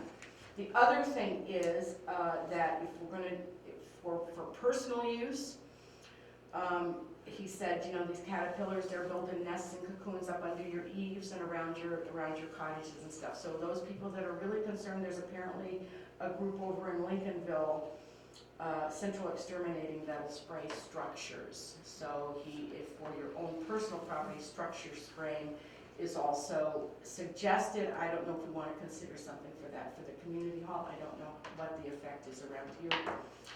So let's see. Molds, let's see, build nests in the eaves, kind of surface treatment for a tree. So we do not have this in our budget. It's my understanding that there is a group that's willing to do fundraising. It has to be very fast. And, for all of the parks, he gave me a thumbnail of somewhere between 12,000 and 15,000 for the whole, for the public areas where there are trees that are infested, just for the injection. And this is not a one-year thing. This is done every year. Here's the kicker is though, right, were you gonna speak to this? That if there's an oak that's infested for 3 years, Oh, yes. by 3 years, it kills the tree. And then you have to pay it. And And then you now have we to have to pay, pay to take it then down. we pay to This is take the it down. kicker, right? If you inject, say that again. okay, if the tree is infested 3 years in a row, You die. They die. It'll If we start don't do to- anything, we're We're gonna gonna have a lose whole our lot of tree. trees that are gonna start dying, and we're gonna have to take that down. have to come down. So it's sort of between a rock and a hard spot. We can choose to do certain areas. We can choose to do some of those, like the huge trees in Auditorium Park. But I think that leaves us open to a discussion. Anyway, I would leave that up to the people that are fundraising with some input from the tree committee and the overseers as far as what's important to them to do if it's to benefit the community. Each individual homeowner has to do their own, and I will start out by saying, he drove in my driveway and said, oh yeah, all your trees, and I counted them, and I got like 14 trees on my property, which I'm really tired of raking the leaves, so it's not look like it's down yet. Anyway, no, I know, then I get sad, yeah. So, not an easy problem, and he said they're here to stay for a while. I mean, they will go through their life cycle, they will go through their thing, they come and go. The other was, there was a presentation done at the Boathouse in Belfast, of which our Drexel, who apparently works for the, I learned this, the Center for Disease Control for the state of Maine, and they had a forest ranger person there who gave a talk, which was interesting, but didn't come up with the solutions. But I saw that in conjunction with talking to this arborist. The arborist is Tree Works over in Camden. I brought information if anybody wants to call about your own property. So this is basically, give or take, $15,000 a year for the next 3 years, at least. I think it was, 12 to 18,000 was his quote. That's to, again, inject all the trees, it was inject the ones that. Inject the The oaks big oak ones. and the fruit And trees. again, that's not to prune them, so everyone has to understand, even if you go ahead and do this, everyone's still gonna have it this year, right? And then you have to keep doing it every year to keep them away. And the point of doing that is to save the tree 3 years from now. Right. Yeah. Because if we don't do it, we're just And it's, saying. and it's not, it's, we're gonna and, cut it off. and it won't, in 3 years, it won't be dead and you have to cut it down. In 3 years, it will have started to slowly die. Right. Okay, and we've got a lot of those around here too. Right. And so the second year, the tree's been injected, the little caterpillar goes to make its nest there, and eats the leaf, and so there's not so many, because they're not so tasty, okay? So they're not gonna go there, is the idea. They'll run out of places to eat, or they become very opportunistic and choose a maple tree, but mostly it's oak and fruit trees. And also, none of this is 100%, Right. right? So, Judy? I'm concerned about the very tight timeline. I don't want to lose this opportunity. So I think I would ask that we see if Shane will put us on his schedule so that we can report back to him if we have effectively collected the money from our community through fundraising. If we don't do that by March 15th, then we say, sorry, Shane, it didn't work out. I hate to put this on the homeowners, particularly because if we lose our parks, we have a long-term cost we have to think about. But it's a lot of money, and we need to be very clear to people that they're still going to be scratching this summer. This is Michael. Yeah. It's also the case that, let's say we do these parks, and just adjacent to any number of parks, or one or two, or any of them really, a homeowner has a fruit tree and chooses not to do it. So this is not a full, it's just the best we can do and would choose to do if we chose to do it. But it's not only does it not take effect this year, from what I'm understanding, it's not airtight, right? Correct. It's not We still have airtight. an issue. Okay, sorry. Right. It's not Still airtight. have an issue. No, I'm just thinking out loud for a minute. We still have an issue because these things are, the things that they molt, the little filaments, my understanding is not only do they travel like crazy, those that molted last year are still active. They're active for years. That hairs themselves. Right. Right. Yeah. So, I mean, the key is, again, I use the example of black fly. Black fly season everywhere, everyone wears those nets when they're out in their yard and their long sleeves, and, you know, when we go hiking, we put socks up over our pants so the ticks can't get us. It's the same thing you're going to be doing. Last year, there were many unsuspecting people, myself included, who were unaware of what was actually happening, and people had serious reactions and not so serious reactions to it. We are now all aware. I think the bottom line is, it's not, we're going to minimize the brown-tailed moth over time, but the key is we're trying to save our trees. And I just don't know how to figure that into the whole big picture, but in the worst case scenario, it would be devastating. So I'm no expert on this, but that's the first I've heard that they killed the trees. No, I've heard that. Do 3 we years. have that confirmed? Yeah, I've heard that. I've heard they can withstand 3 years of infestation before they start to die. I heard that last summer, yeah. That it's as conclusive as that, or that it can happen like anything else can happen, right? It's not necessarily that all trees die in 3 years because they get that long. Right, I was surprised by that too, Michael, because we've been grappling with this in the Harpswell, Brunswick area for 10, 15 years, and that's news to me that we lose our trees as well as lose our patients for scratching and our respiratory issues. Yeah, I mean, I think one of the things to do here is, I'm just, again, one voice, we have to balance what we're hearing from somebody who has, you know, expertise and a vested interest in a crisis here. This sounds like make room in the budget for the rest of our lives, you know, and I think that the black fly comparison is a good one. not one that people are necessarily going to be comfortable with. But it is another thing, the degree to which how much do we take on here? Steve? So, yeah, I've had the privilege, I guess, of sharing all the information Vicky's had and seeing what's going on. When we first started this discussion, the discussion was one of a nuisance, and the discussion now appears to be one of much more of a significant issue.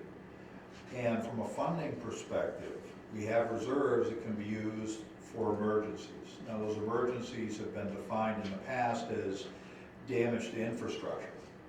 And one of the things I wonder is, we have a combination of a potential risk to our tree infrastructure, and we have a clear health risk.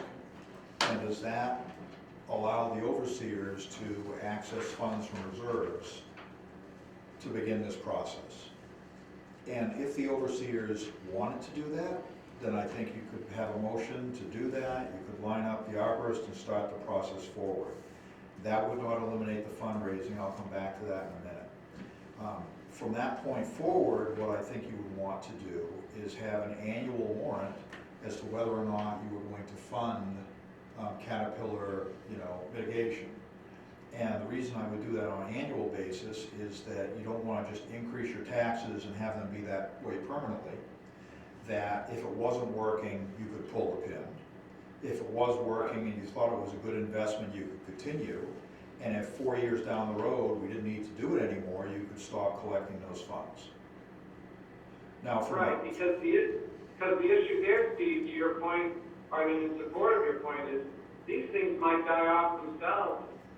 They might have a life cycle, et cetera. Yeah, I had a chance to look at that video, which I thought was absolutely amazing. And I think the solution is get the kids in Northport, or the kids who come up here, give them a nickel for every 100 nests they trim. And at least the kids will be rich. Right? So, but the challenge is, some of the things, we know there was an infestation many years ago that took from the point of Long Island all the way up through eastern Connecticut and Massachusetts, most of New Hampshire, Vermont, and Maine. So it has historically expanded a range that was pretty impressive. So to me, if it was my decision alone, I'd probably spend the money, figuring that losing the trees is a risk that we can't afford. I think we have a resource we can reach out to. The entomologist or arborist from the state who did that presentation can validate the risk to the trees. In his presentation, he showed an area where the trees were all grayed out, where I think they had begun dying off because of the infestation. We can find out just how significant that is. And I think, or at least I hope, I've created a reputation of not just throwing our money around, but this is something where I'd be pretty comfortable as treasurer if the overseers said, we think this is important to do, to say, I don't see any reason not to go forward.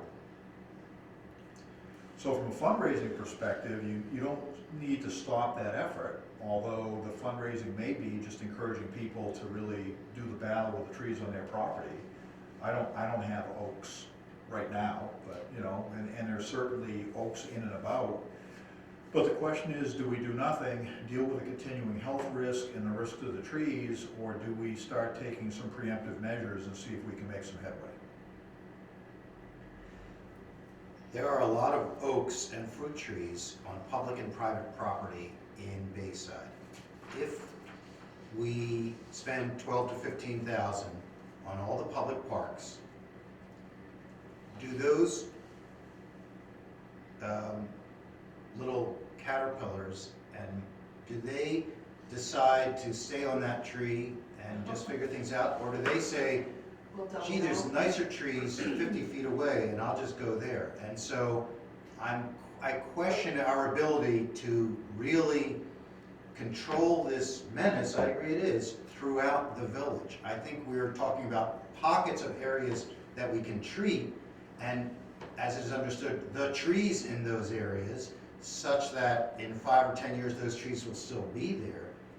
And then we're just tossing a coin as to how that affects the rest of the village. Right. And it's not about where the caterpillars are, it's where their filaments travel to, which is, again, that's the biggest issue. Right, but But Well, that's- his focus to start, and I asked him, I said, look at all these trees. He said, well, you don't do all the trees.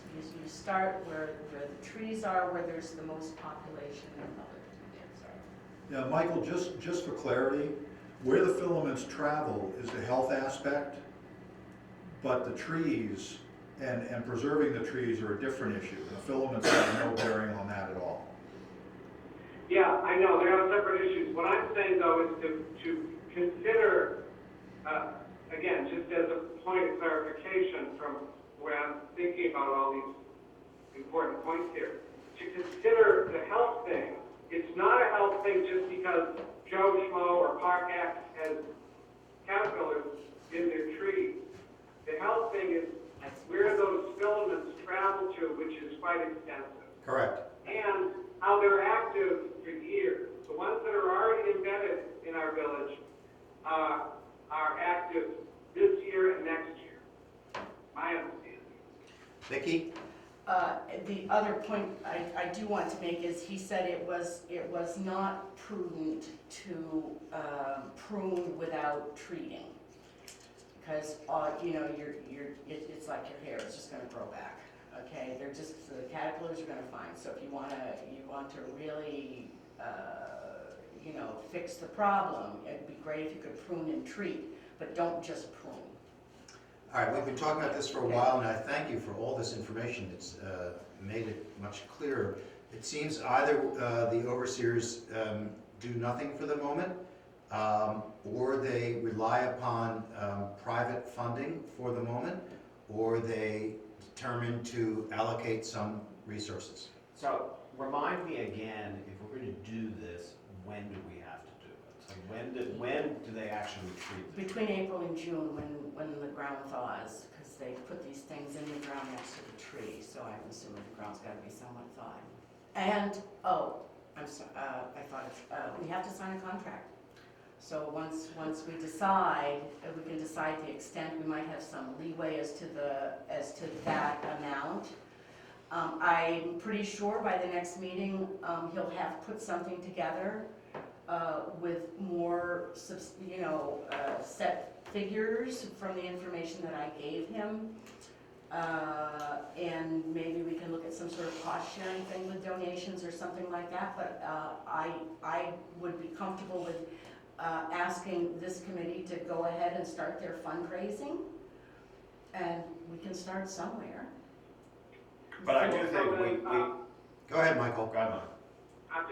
Just based on what Vicki just said, I don't think we're at a place yet where we can act, right? Because we don't have a number. We have a ballpark and a point of view and some insights from this resource guide, but we don't have anything in front of us to act on. Jeffrey? Well, I was going to say basically the same thing. It seems to me we're going to have a lot more information at the March meeting, and if we act in March, we'll be able to act early enough to allow the tree people to do what they need to do. So I'm not sure we need to make any decision this morning. No, but I could go ahead and tell them that they can prepare Oh, yeah, with yeah. the idea that we see the need, we want to, support and help, whether it be financial or, just giving a vote of confidence that they go ahead and do this, okay? I mean, we're just, we're talking Absolutely. about And it. if there is an agreement drawn up between now and our next meeting on Bring it in. March 15th right now, then you can shoot that around to the overseers so we can see it in advance also. That would be very helpful. And with the people we're communicating with Diana Eastie, so I could let her know too. right? Absolutely. Okay. Thank you. Okay. I also have a thought relative. Go ahead.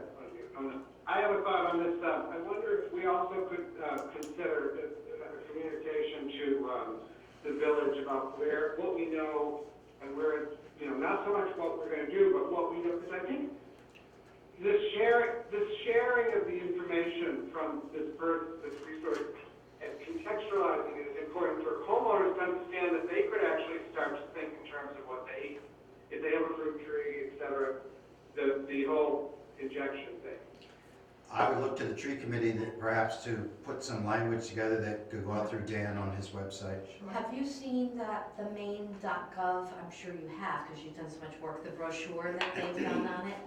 Maybe we could ask Dan to put that brochure on our. Wasn't it Dan who didn't he put that video out from? Dan the put a road? Yeah, video the out, video, yeah. but this is a brochure that says, you know, don't hang your laundry up on the line and Oh. don't. Yeah, I'll look back, I sent out a couple things, I'll look back and see what Yeah. was sent, and if not, I can send. Well, it might be a good idea to send that same stuff out again come May Yeah, or June, or maybe June as people start coming up. okay. Michael, you were gonna say something?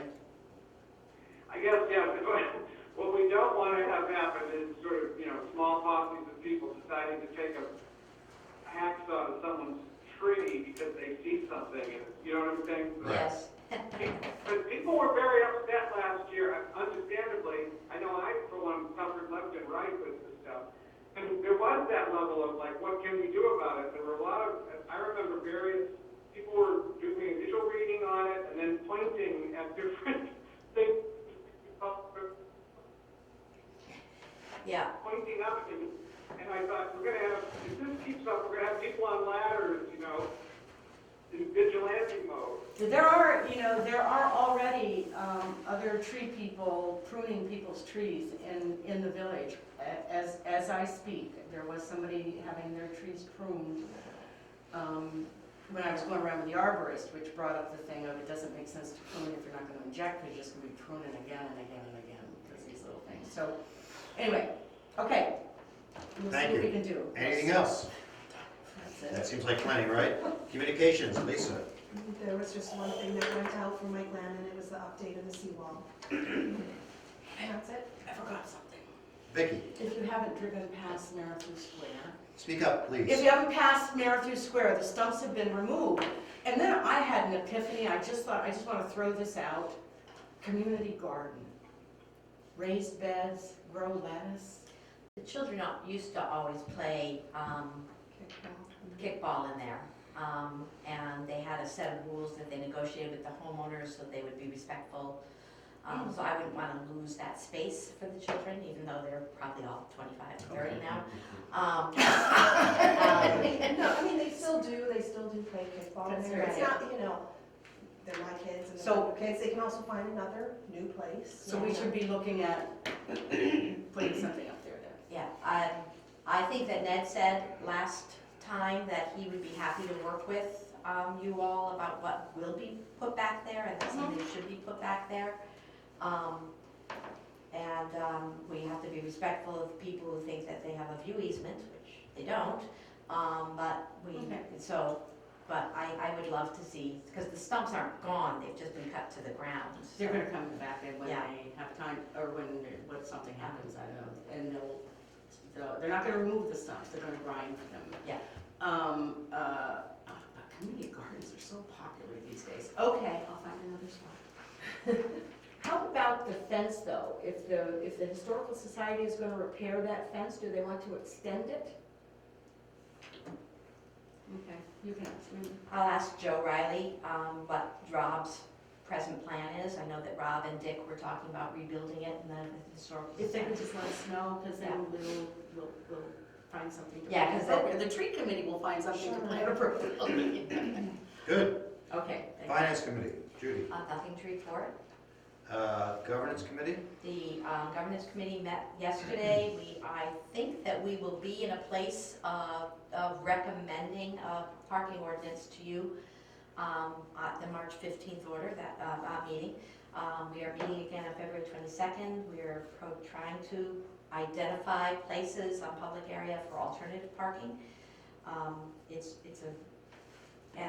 We're going through. It's a very good process, I think. I agree. We have a good team.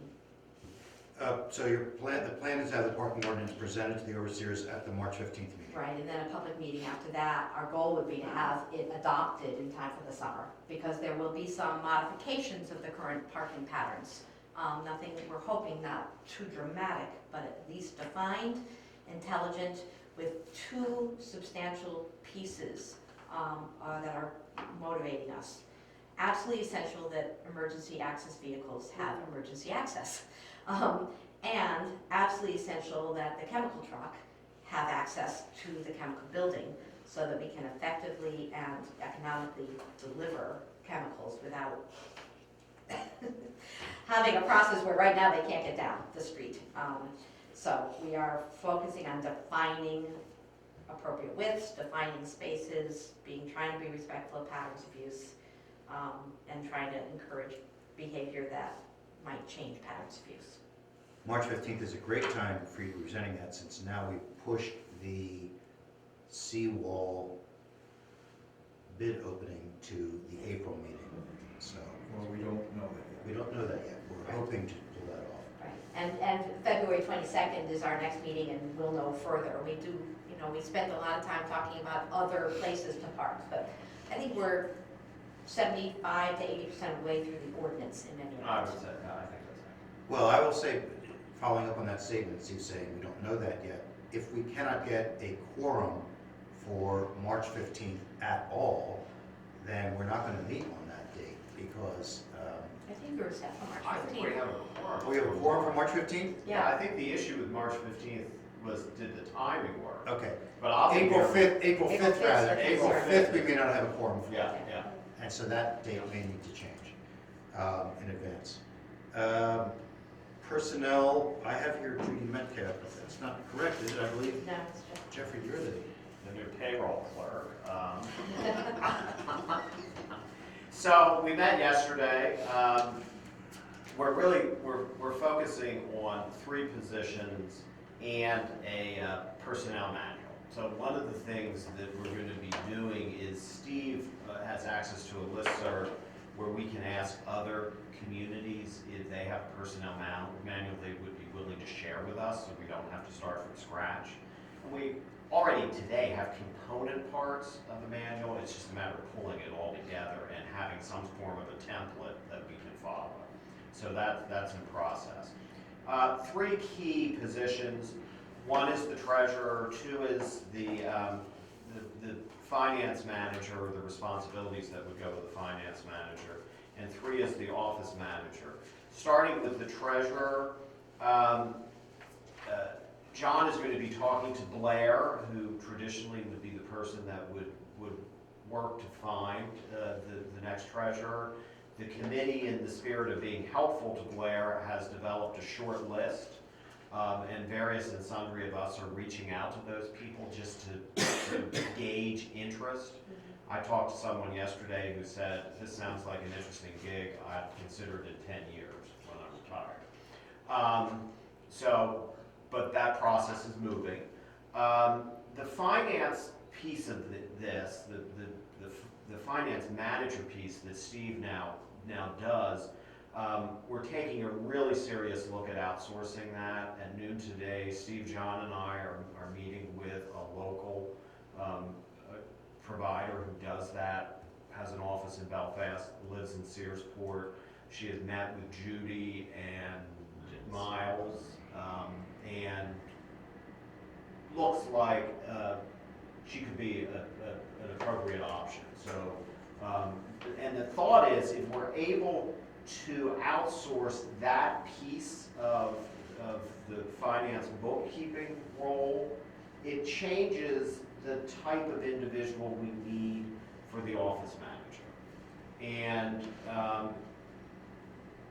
it might change it to the point where it will be easier to fill in terms of hiring someone, but it also could be easier to fill in terms of using other options like volunteers and students and things like that.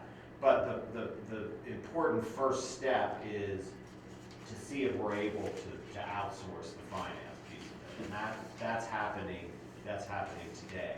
In terms of applicants for the office manager, we've gotten 3, and 1 might be appropriate to have further investigating on, but that's 1 of 3. I think that is the bulk of what we did yesterday. Judy and Steve were in the meeting as well. And John, I haven't had a chance to do the minutes yet. And Michael. And Michael, sorry, we were all there. We're all together. So, okay, so as far as the finance, you're looking for somebody who's gonna do the billing, is that what you mean by the finance manager? Well, Doing the billing outside bookkeeping, and billing outside. The interface with the accounting firm, the coding, assuring that the coding is done properly. Billy and Dick do a lot of the coding in any event, because a lot of it is. Steve has done a really great document that would probably appropriate to share with all the overseers that Yeah. looks at the financial management of the Right. Northport Village Corporation and who's responsible for what. And it was very instructive and helpful for me to be able to see it in one place. And what that also allows us to do is to say, well, the treasurer traditionally does all of this. Do we want the next treasurer to do all of that? The finance manager does all of this. It gives us the capacity to start thinking about moving some stuff around.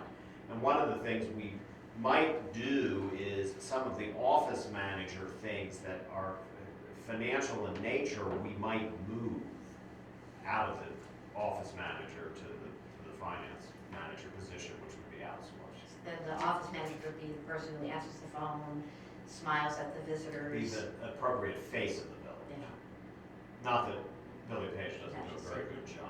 He'd rather not. Rather not do that. So it's a process, and we're in, so, we clearly as a committee understand that the staffing of the office is not what we would want it to be, but we're trying to do this in such a way that we're planning for the future, and we're setting up a system that makes sense for the long haul. So what I hear you saying is the thought of not having anybody in there is not necessarily a thought anymore. We have not. You want No. to, No, I think- you want to have a face, yeah. Yeah, but- we've got to have somebody. They're not out to fight for that We one. value Bill too much Yeah, to no, use but that. we've got to have someone in there. It might be you, Vicky, but we have to have someone. I think it sounds very good, I think it's very logical, I think it makes sense. From everything, me coming in and see, I think that would make better sense of the way it would be run. Thank you. So we just need this meeting to be over by noon. Correct, we have Yes. 56 minutes, and at that point, we're going to actually be meeting with this person we've been referring to, who is a outside source potentially for finance manager.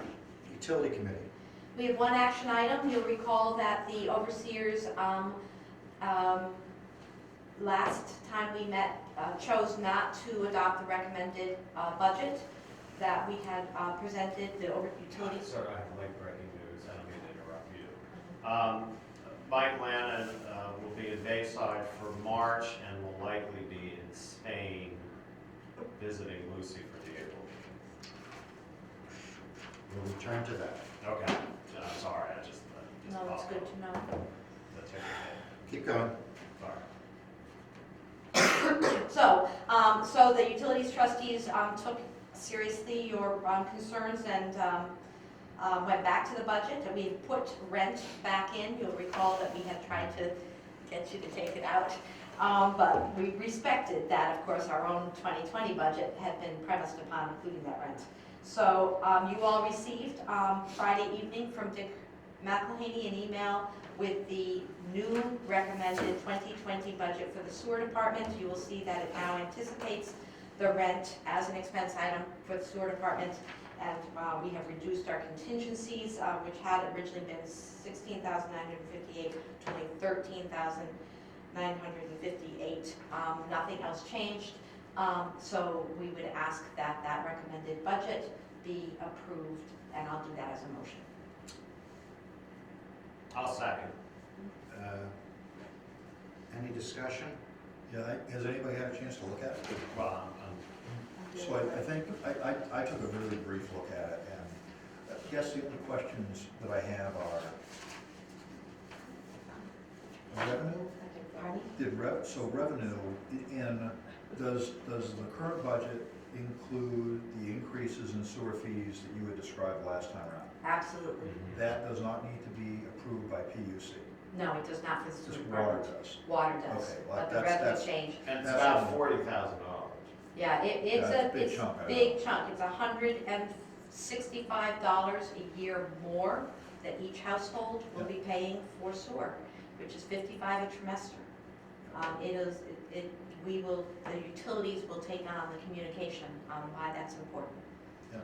So the second question would be related to the 2021 budget, where I had said if it was something that the utilities felt strongly that they wanted to come to the village for a contribution, that was fine. If the utilities were going to say that really isn't our purview, but the overseers felt strongly they'd like to revisit that, it would be good to know that within a month or so. Right. You know, so I can incorporate that into whatever we're doing for the budget for 2021. We discussed that in particular, about how this has been a leapfrog process because the two budget cycles are not the same, and that we have committed to assure that we communicate effectively to the overseers what our hopes are for the 2021 budget, which we presented in August. Jeffrey? Thanks. So am I looking at this correctly? So for the 2019 budget, it looks like we assumed sort of an $8,300 contingency. Right. And we're suggesting for 2020 that will increase to just under 14,000. Right. Is that, am I saying That's that correct. right? And the reason we put so much in is because a lot of our hypotheticals on chemical expense and payroll expense we've upped those in our lines, but they really are hypotheticals. We're going to 12-month testing. We've never done that before. So we needed to build in a lot of padding. The other place that we looked at is when we went to the $40,000 increase, and the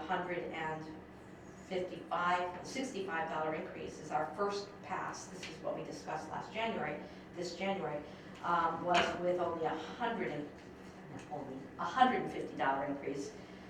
And we then got very nervous about doing a $150 increase in 2020 and having to go back to the users to do another $15. So we have been very aggressive on our budgeting this time in the hopes that we've gotten it right. Jeffrey, this budget assumes almost a $14,000 contingency and puts back the rent. Right. Right. Any further questions for Judy regarding this budget? There's a motion to approve the essentially second version of the sewer budget. Vicki? No, Oh. I was ready to vote. All in favor? Michael? Aye. Okay, thank you. I just have a couple other things on utilities and maybe. Steve? Well, so you also did not approve the water budget the last time around, to the best of my knowledge. Yes, we did. We did, because there was no change. We hadn't taken the rent out on the water. Very good, thanks. It was only sewer that you kicked back to Right. us. So, a couple other things. The utility department, the wastewater treatment plant, once again, had absolutely no violations. It's a rarity to have violations. I want to do a shout out to the David Crowfoot, Billy, and others who managed misrepresentation and mischaracterizations of the effectiveness of our wastewater treatment plant in a very mature and professional fashion. And I want to emphasize that we have two really good employees, Dick McElhaney and Bill Page, and I should have said three, Fernie Barton, who take into their heart and souls that building and that treatment plant work regularly, daily, effectively, and in compliance with all our obligations, and they do it very, very well. The other thing I wanted to say was we spent a lot of time with the engineer, Tim Sawtell, reviewing the little building.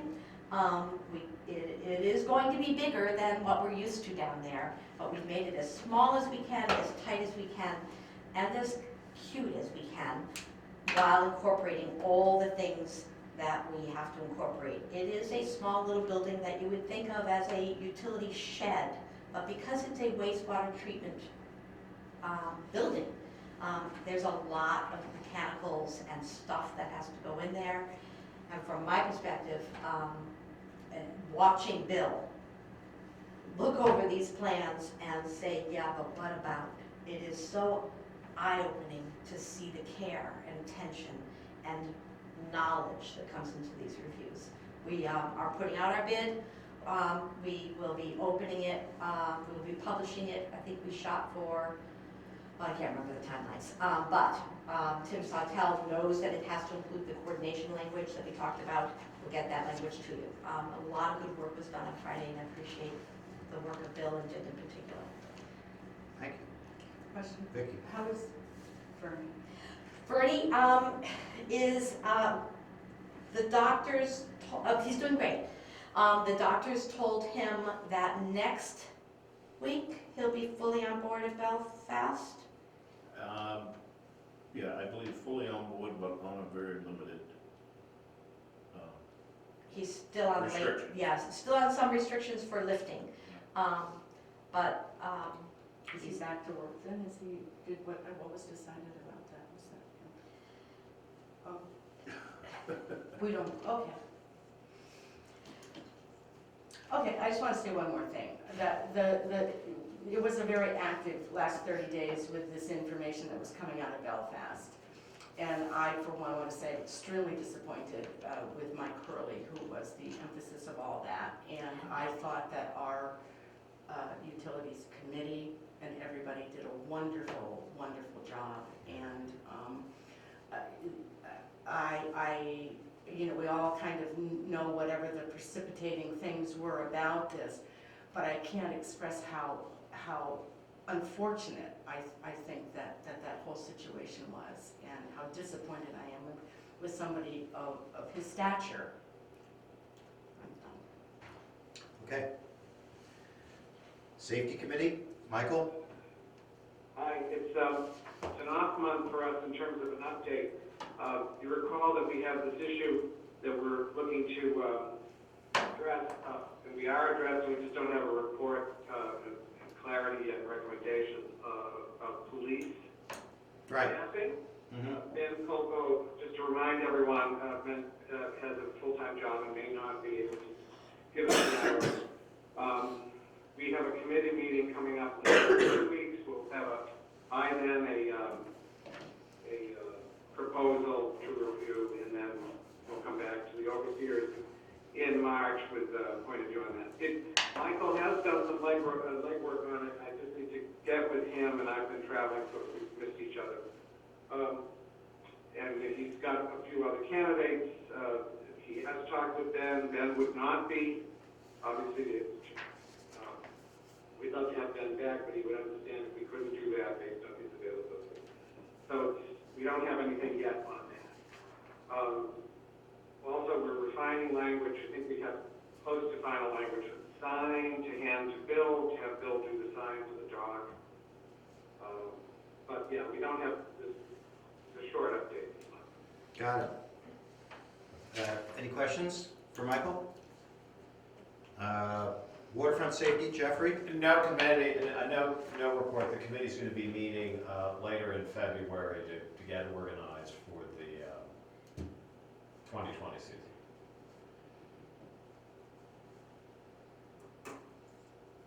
Okay. Just as a note, by the way, to the degree that I receive them, I am attaching committee reports to the minutes from these meetings. That's part of the reason that the last month was starting to get thick, but also from the statements that were made last month at the meeting. So if committee chairs get me information, I'll attach it to the minutes. Town of Northport issues? Vicki or anyone else? I would, just for the Nordic Aqua Farms piece, I'll put that under there. Reminder that the public hearings before the testimonial, the evidence will be the week of February 11th. It starts the Tuesday, February 11th, Wednesday, Thursday, and Friday if necessary.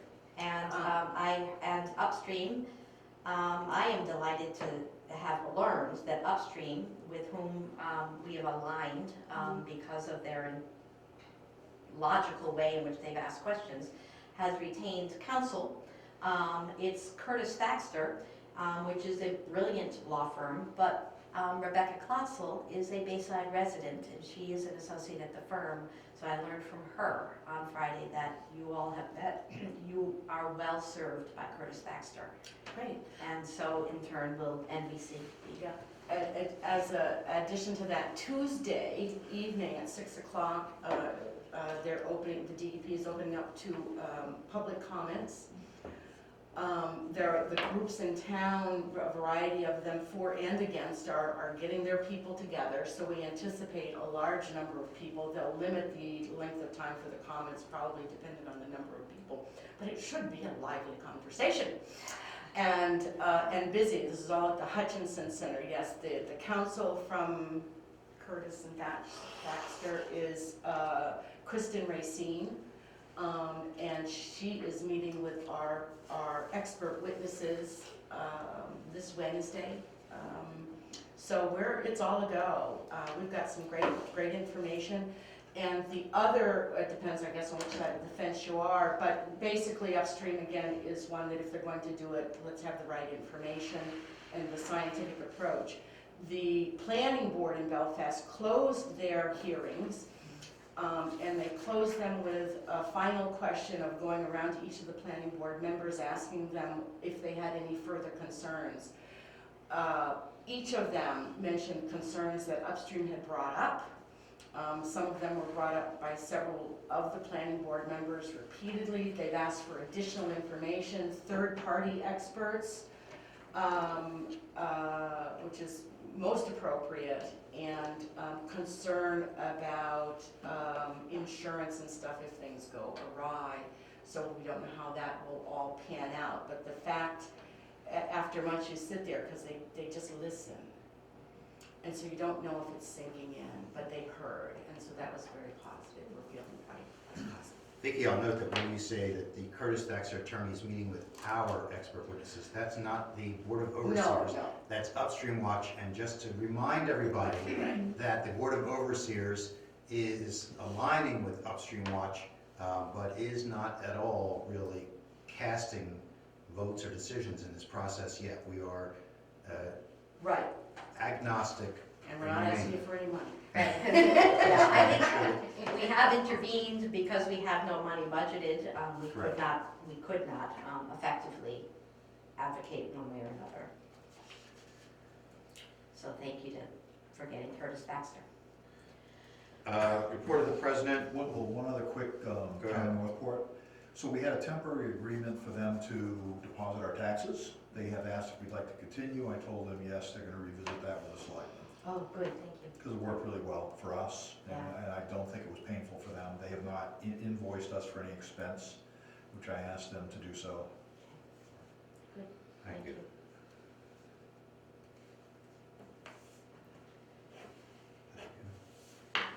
The President's report, I'll pass. I have nothing to say right now. Report of the village agent. Well, I have a request to use this meeting room in February and a request in March.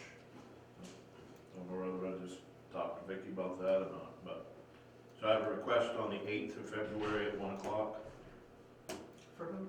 for my wife to use the hall, that meeting room. This room that we're in now. Yes. Yes. For what function? No, that one's gonna be for her birthday. Okay. The other one is March 8th, if the hall's not, being used here for any purpose, at 1 o'clock. And that's for baby shower. Who's that? Oh, another baby. I tell you, there's a population of Grandson, people. Oh, okay. his girl. At this point, we don't have anything scheduled, right? Michael? March 8th is a Sunday. Michael? That's an overseers meeting? Okay. No, the overseers is the 15th. Michael? Is March 8th or Sunday? Probably have called I think she was trying to shoot for Saturday. Michael? Yeah, hi, sorry, the call dropped. That's okay.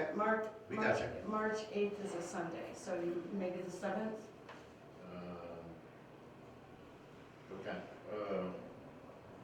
You'll get together with Vicki on that, all right? yeah, Okay, we don't have to take a I vote. don't think it's a conflict. So- Yeah, okay.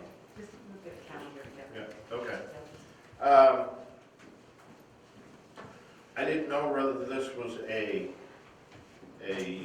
personnel committee matter or whether this is a overseers to think about. It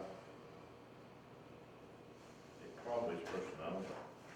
In my position that I'm in now, I would like to have a little bit more clarification in my job description with how things work between all these committees and what that process, I'm seeing a little bit of conflict on my end. I just need some clarification to know where you as overseers want my. Well, how to prioritize. Right, or, one of the things is the committees that are having budgets, okay? Need a little bit of guidance on that process. The way I think seems to be a little bit different than the way it's coming at me. I just need clarification. I think that's. I don't know how to. I think the personnel committee can handle that. Yeah. Discussion of the Thank you. meeting. Okay, I so understand. that's just, So if you have more background to share, let's you and I talk, okay. and then I'll bring it up at the next person. Because one of the things, you guys talked about earlier here is what I'm authorized up to spend. Right. Okay. Right. Well, how do I go out and spend thousands of dollars when I do road budget, do the roads? Nobody gives me any authority to do that, I just go do it. I mean, I can answer that. I need the clarification of all that, is what Okay. you know what I mean? They're different, I think they're clearly defined, we can do a better job. Okay, I just need to get more clarification where, everything's getting so busy and Good point. I need a little more clarification on my end, okay? One of the issues coming up is the playground area. We always put the red cedar mulch in there and all that. I heard last fall there was quite a few different people around who, that's not safe for the kids and looking at it, if you look at it today, it's washed out a lot. We need to do a better job on that, and I'm just wondering which route we should go, or should we look into it a little bit more? Should we change out the mulch and go to just the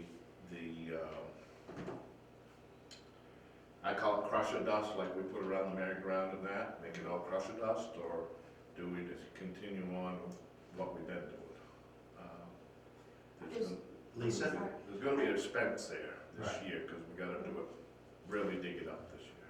Right, yeah, because I think the safety issue was the plastic that comes up and then the kids kind of over that. I don't know about the dust, if it's the same as around the merry-go-round, but that's just, it becomes like a dust storm, right, as the kids are running and whatnot, so I don't know if that's the best idea, I don't know. I don't know what. I've never seen a playground coated in that before. Yeah. Um, We put the bark mulch around it once and it didn't work, it was a trippy, immediate problem, so we went to the crusher dust, which worked better, but Yeah. Oh, yeah, no, it I gets get it around used the a thing, I'm lot, just so saying the to use kids it all push over. it up, I don't know so about they that. push it up. But We talked about rubber mulch. We did. At one point. Yeah, I think we did, I think we talked about that last fall or something about, Want to give that back to the safety committee to make a decision? well, yeah, that's what I'm asking for. Okay, back to the safety committee. Safety committee, are you listening to this? I'm on the safety committee, I'm listening. And Lisa says she's on the committee too, so the question is, I'm not making that either. is this a safety committee issue to figure out a solution for the mulch around the playground? It doesn't sound like it is. I mean, I can't imagine I know it's the safety factor, but I mean, weighing the different types of mulch. Sounds like a parks. Yeah. I think it's within Billy's purview as directed by us, and just so y'all know, I don't want rubber mulch. Surprise, Judy wants things the way they've always been. Okay, so I just need, that's all I was asking there, which way you want me to go, so I can start to get some numbers together on cost. And I Find don't- something environmentally sound, bring some costs on. I don't think we do on rubber mulch, it's like, you hear everyone's ripping up the rubber mulch because it's carcinogenic in the heat, which is exactly what we don't want down there, so let's not do that. Plastic bottles. So what are the options? I mean, how do we weigh the options? I Well, based beyond this conversation. Bill's gonna come back to us with some choices. Tell us when it's the going. only Okay. two choices are mulch and Yeah. precious The stone. mulching, so, There's three spaces. So how about wood chips? Yeah, Splinters? well, the mulch that we have right now, the cedar mulch. That's No- what nobody's it is. died. It is. I thought it's fine, I thought it just needed to be thicker, But you it's know? dye in it that some people. But Get you the can ones, get it get the one, you without can the get some dye. without the dye. You can get natural. Yeah. That's what we have.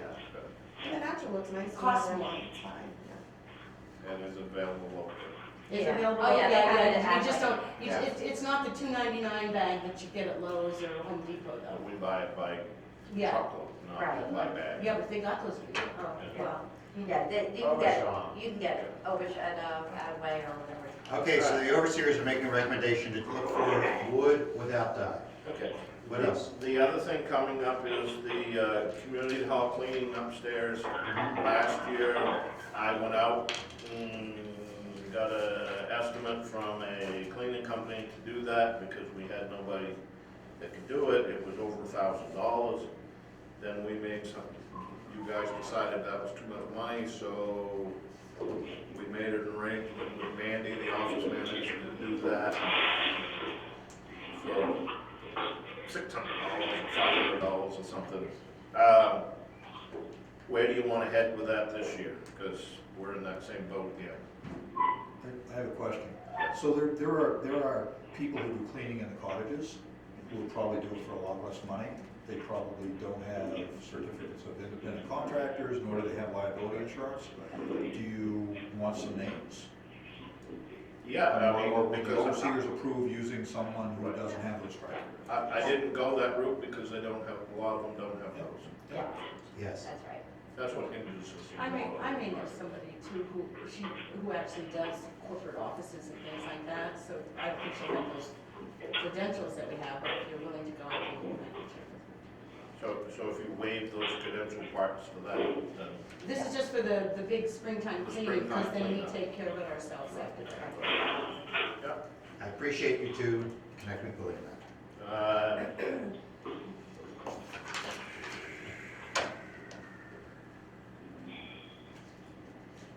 Jeffrey's not right. Oh, just my normal reminder that I like to put out, especially, and I don't think I've put it out for a while, that I see is, with the new overseers and the people, to me, it seems like lots of times you always forget that the village as a whole, there's other people in the village as a whole. Everything seems to, at this table, seems to be focused on the village. We kind of remember sometimes that the village is bigger than just what we see right here, the core. And don't know whether you new overseers realize those limits and where they are. Blue Goose. Right, but Yeah, I mean, we have Route 1 all the way to the Route it goes past that, it goes way up. And Gold Cottage, I believe, Yeah, going Gold down Cottage is Shore the Road. farthest south, But I mean, and the center of Crossroad.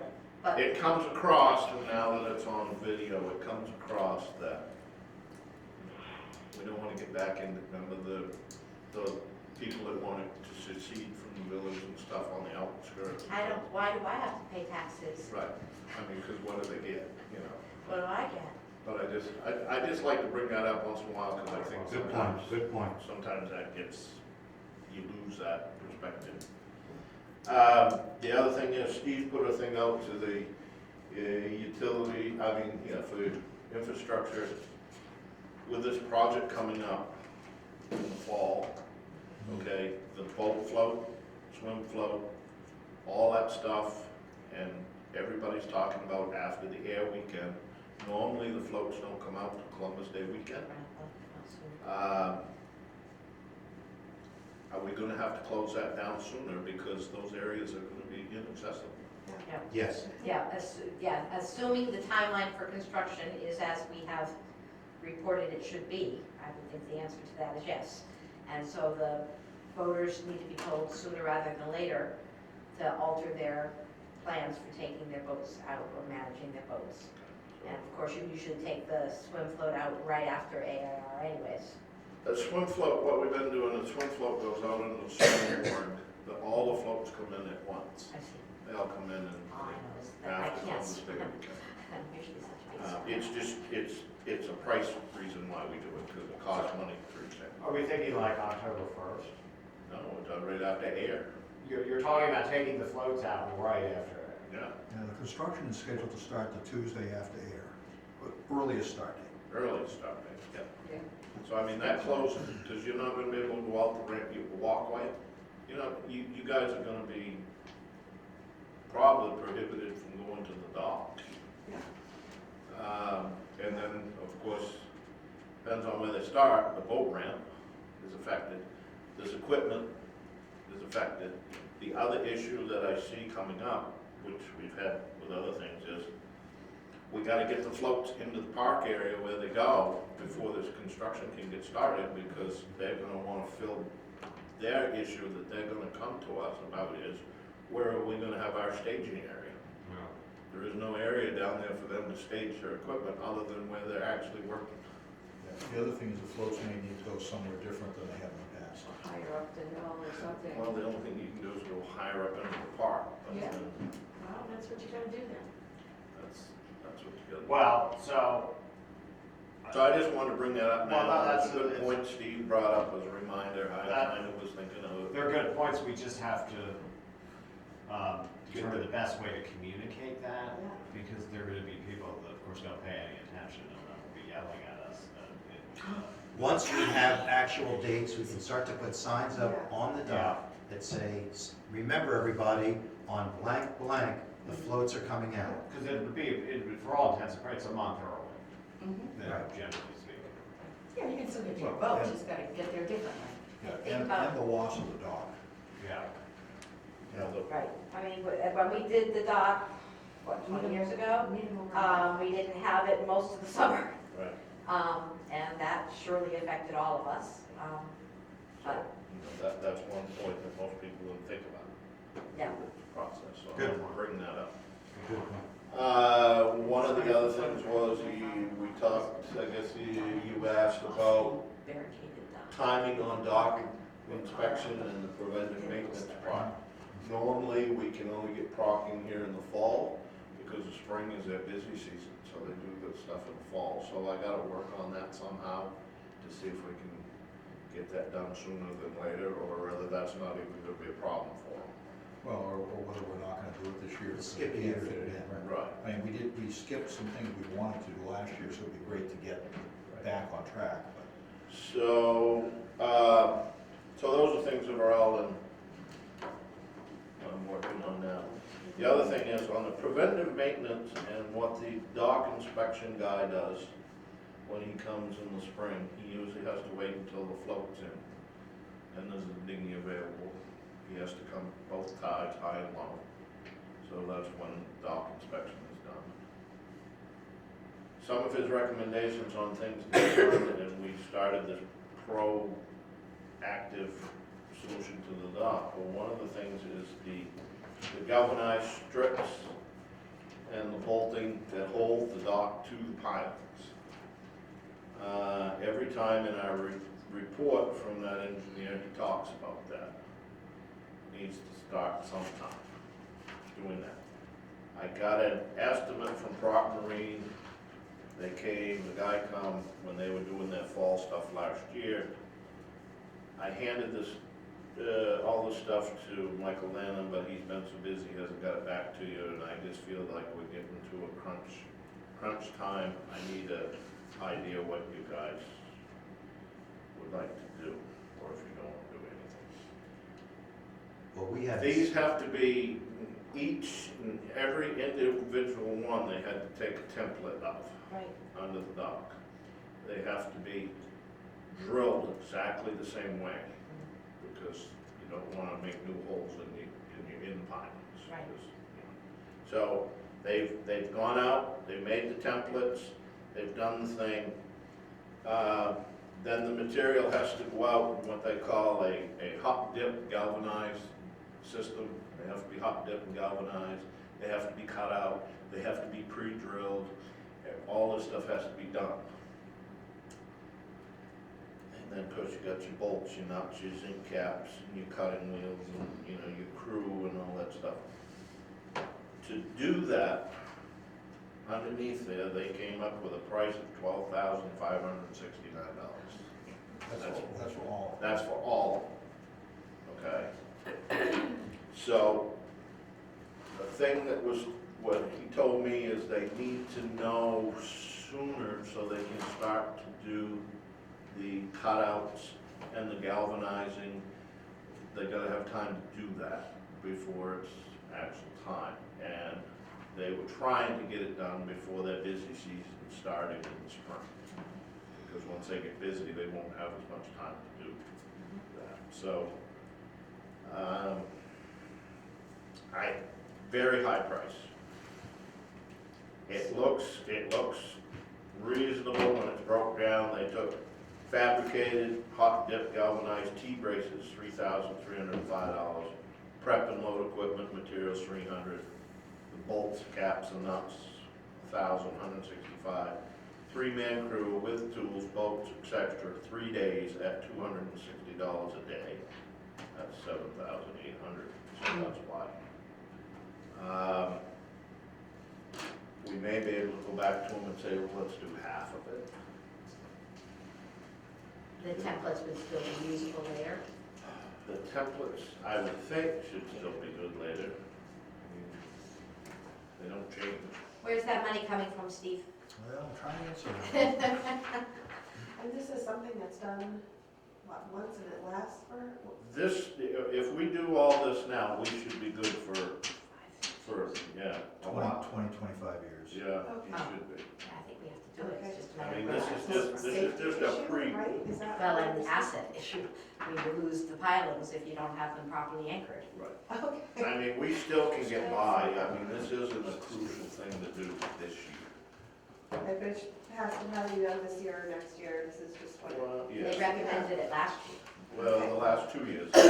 We pushed it off last year.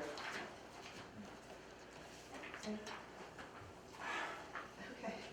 So, I mean, that's just, It's like I repaint my house every 5 years. More wood, trees and pilings. and this, just doing this won't include whatever the engineer inspector comes up with that needs to be repaired this year. This is preventative. So we spent $17,000 last year and didn't do any of this, and our budget this year is $16,500 for wharfs and floats. You have $9,800 in contingency. So there's not a lot of money out there. No, that's what, you know. So maybe for our March meeting, you can report to us as to what we get for 6,000 and spread it out over 2 years. I don't think that's a big deal. I think that's still problematic from a cost standpoint. And I think if those do need to be done, the only way you're gonna get those done in the foreseeable future is with a tax increase. So, now, and I have another form that I'm waiting for the final bond cost before I present it to you. So in 4 or 5 years, we've got some money we don't have today. You could still pull some money from reserves to do that. You know, just put it as a warrant and bring it in. That won't help us this year. That will help us for future years. Right. And we, you know, we might, I don't think they're crucial. You know, you could put it off another year. Well, that's, my question is, I know we don't know what we don't know, but Right.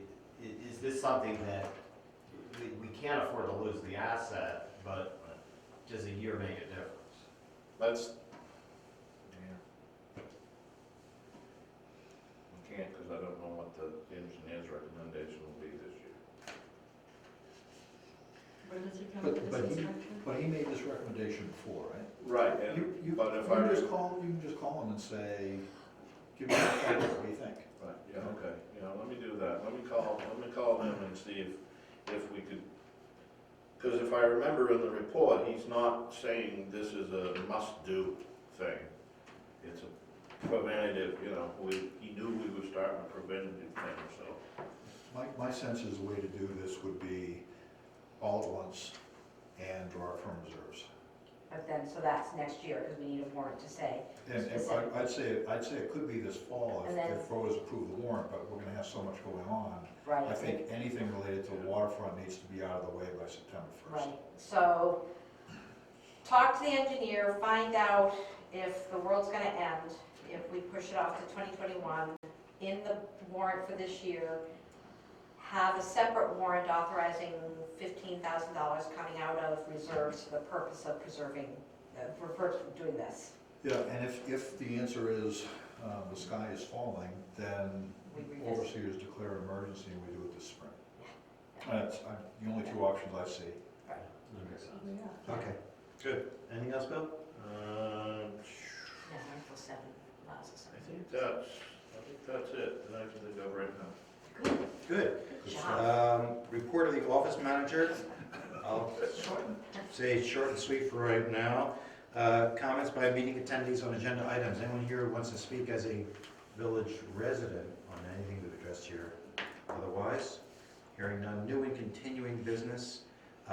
What we learned just a little while ago was that Mr. Lannon is not going to be at our April 5th meeting, which means that currently there's no quorum for an April 5th meeting.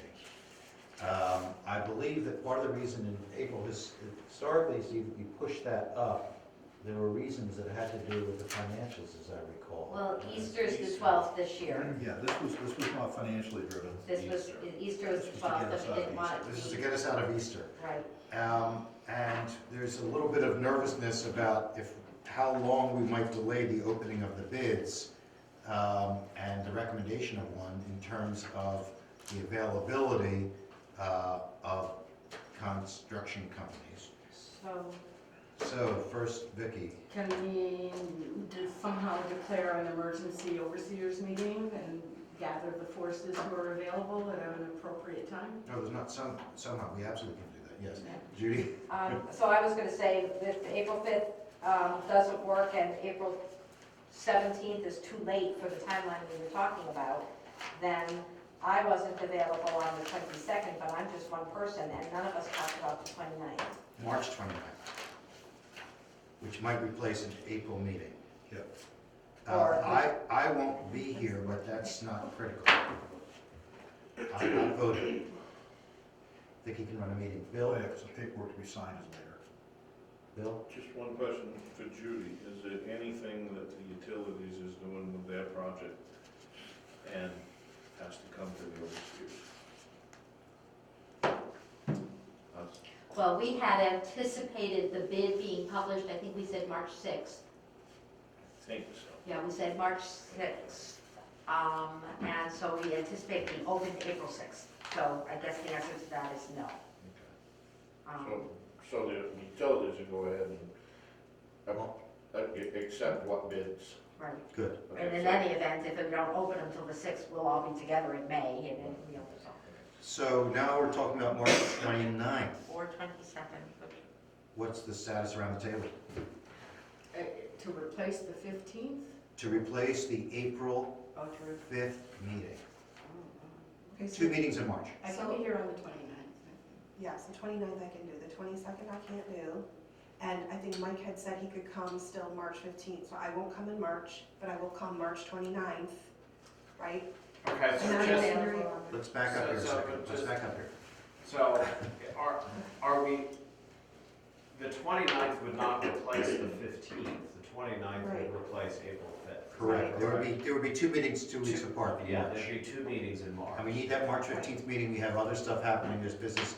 The governance committee is bringing their stuff to look at, which we have to Mike- start that. Yeah, budget. Mike Lannon said he could be here the 15th, right? So you have a quorum on the 15th. Correct. He can't be here on the, well, we don't know if In he can be here on April. the 29th, but, Well, how about the 4 people around the table? Can you be But here? I can be here on the 29th. I can be here So- on the 20th. so then Okay, you have so we a have a quorum for both quorum of those. Michael for Terrell, Okay, Michael Terrell, March 29th. any chance I you can, I've been on the phone. Do you need me there in person? To vote, We have a quorum around the table, Michael, so it'd be sufficient for you to be on the phone okay. Okay. on the 29th.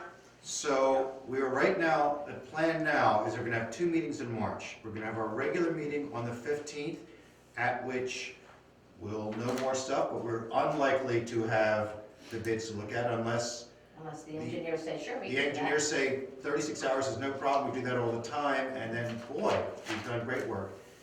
If not, essentially, we're going to March 29, and so I will speak to Mr. Lannon and say, Mike Lannon, that that's the current plan, that we're now going to have no meeting in April then. And so these bids Is have that, been is it no open. meeting in April will work, Steve?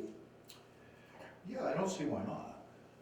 I mean, that's not, I And was so these even bids will have wondering, been open. I was even wondering if you wanted to abandon the 15th in favor of the 29th and do both months. I was, well, except that there may be other stuff coming, there's lots of people reporting back on Lots various, going on, I know. I'd rather clear out that other stuff on the 15th. Yeah, and I don't see focus- that, I don't see that as a problem at all. I mean, you won't have financials, but that's okay, we don't have them this time around. I can certainly send them out to you. Focus on the seawall. So when I focus on Seawall, and you're gonna be running that meeting, and you can vote as an Oh, you're overseer also. here. Okay. You'll be an overseer running the meeting Okay. in my absence. I can vote. Yeah, because the. Bill? Only one thing I can see on the utility side, if you don't meet is in April, is we may be getting some applications for sewer connections. On, That has to We be, have to vote on it. that has to be approved by the overseers. So our meeting in I don't May, know for sure exactly, but. but we would have a meeting on May 10th, meeting on May 10th. and so that's just a 3-week. I just have to push those people off and say, sorry, we can't get. Well, I know when you do this switch around sometimes and utilities meets after the Right, overseers, it's 2 months before these Got it. people Right. get a right, reaction. Oh. right. Well, it makes it hard. Those down utilities people. Don't be. Well, so So for I guess, clarification, we're talking about March 15th and March 29th? Correct, and there is reason for both of those, Michael, in that there's a lot of other stuff being reported back, and so I think we try and do that as much as we could on the 15th to clear out the 29th specifically for the bid. Does that make sense? Yeah.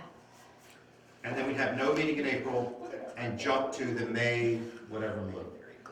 Okay, thanks. so I guess I had a question on this whole overseer approval of utilities. Is there any reason you couldn't pass a motion today to say that if there's something that comes up that needs to be approved, that the 3 overseers who are part of the utilities committee can't grant that approval? In the 12 years I've been doing this, we've never not accepted an application that the utilities have said is a good idea. Right. So it's not as if, I mean, I don't believe the utilities would ever pass something Wait that forward we for a aren't gonna month. approve. Absolutely. Yeah, So either way. well, I think it's a philosophical reason, and I think it derives from a period of time prior to the utility ordinance having been adopted in the way it is adopted, where we had a very rogue utilities department. And so I personally would tell the homeowner that you're gonna have to wait 3 weeks, because we don't wanna get those crazy utility trustees thinking that they rule the earth. That's fine, just Yeah. if you need a way around it, that And seems he's not, for so a reason. he remembers That those bad, days. huh? Yeah, it was. Yes, that forgets me, so. So I will speak to all of the overseers, including Miles, you should know also, and to Mike Lannon, about this new plan, which is staying with the March 15th meeting, going to March 29th also. Mike should know what the feeling is around this table in terms of the time needed probably by the engineers to put together an adequate spreadsheet, that could be conveyed to the overseers before March 29th would be fabulous, and that would, when the bids would be considered at this table. Correct? Yes. Thank you.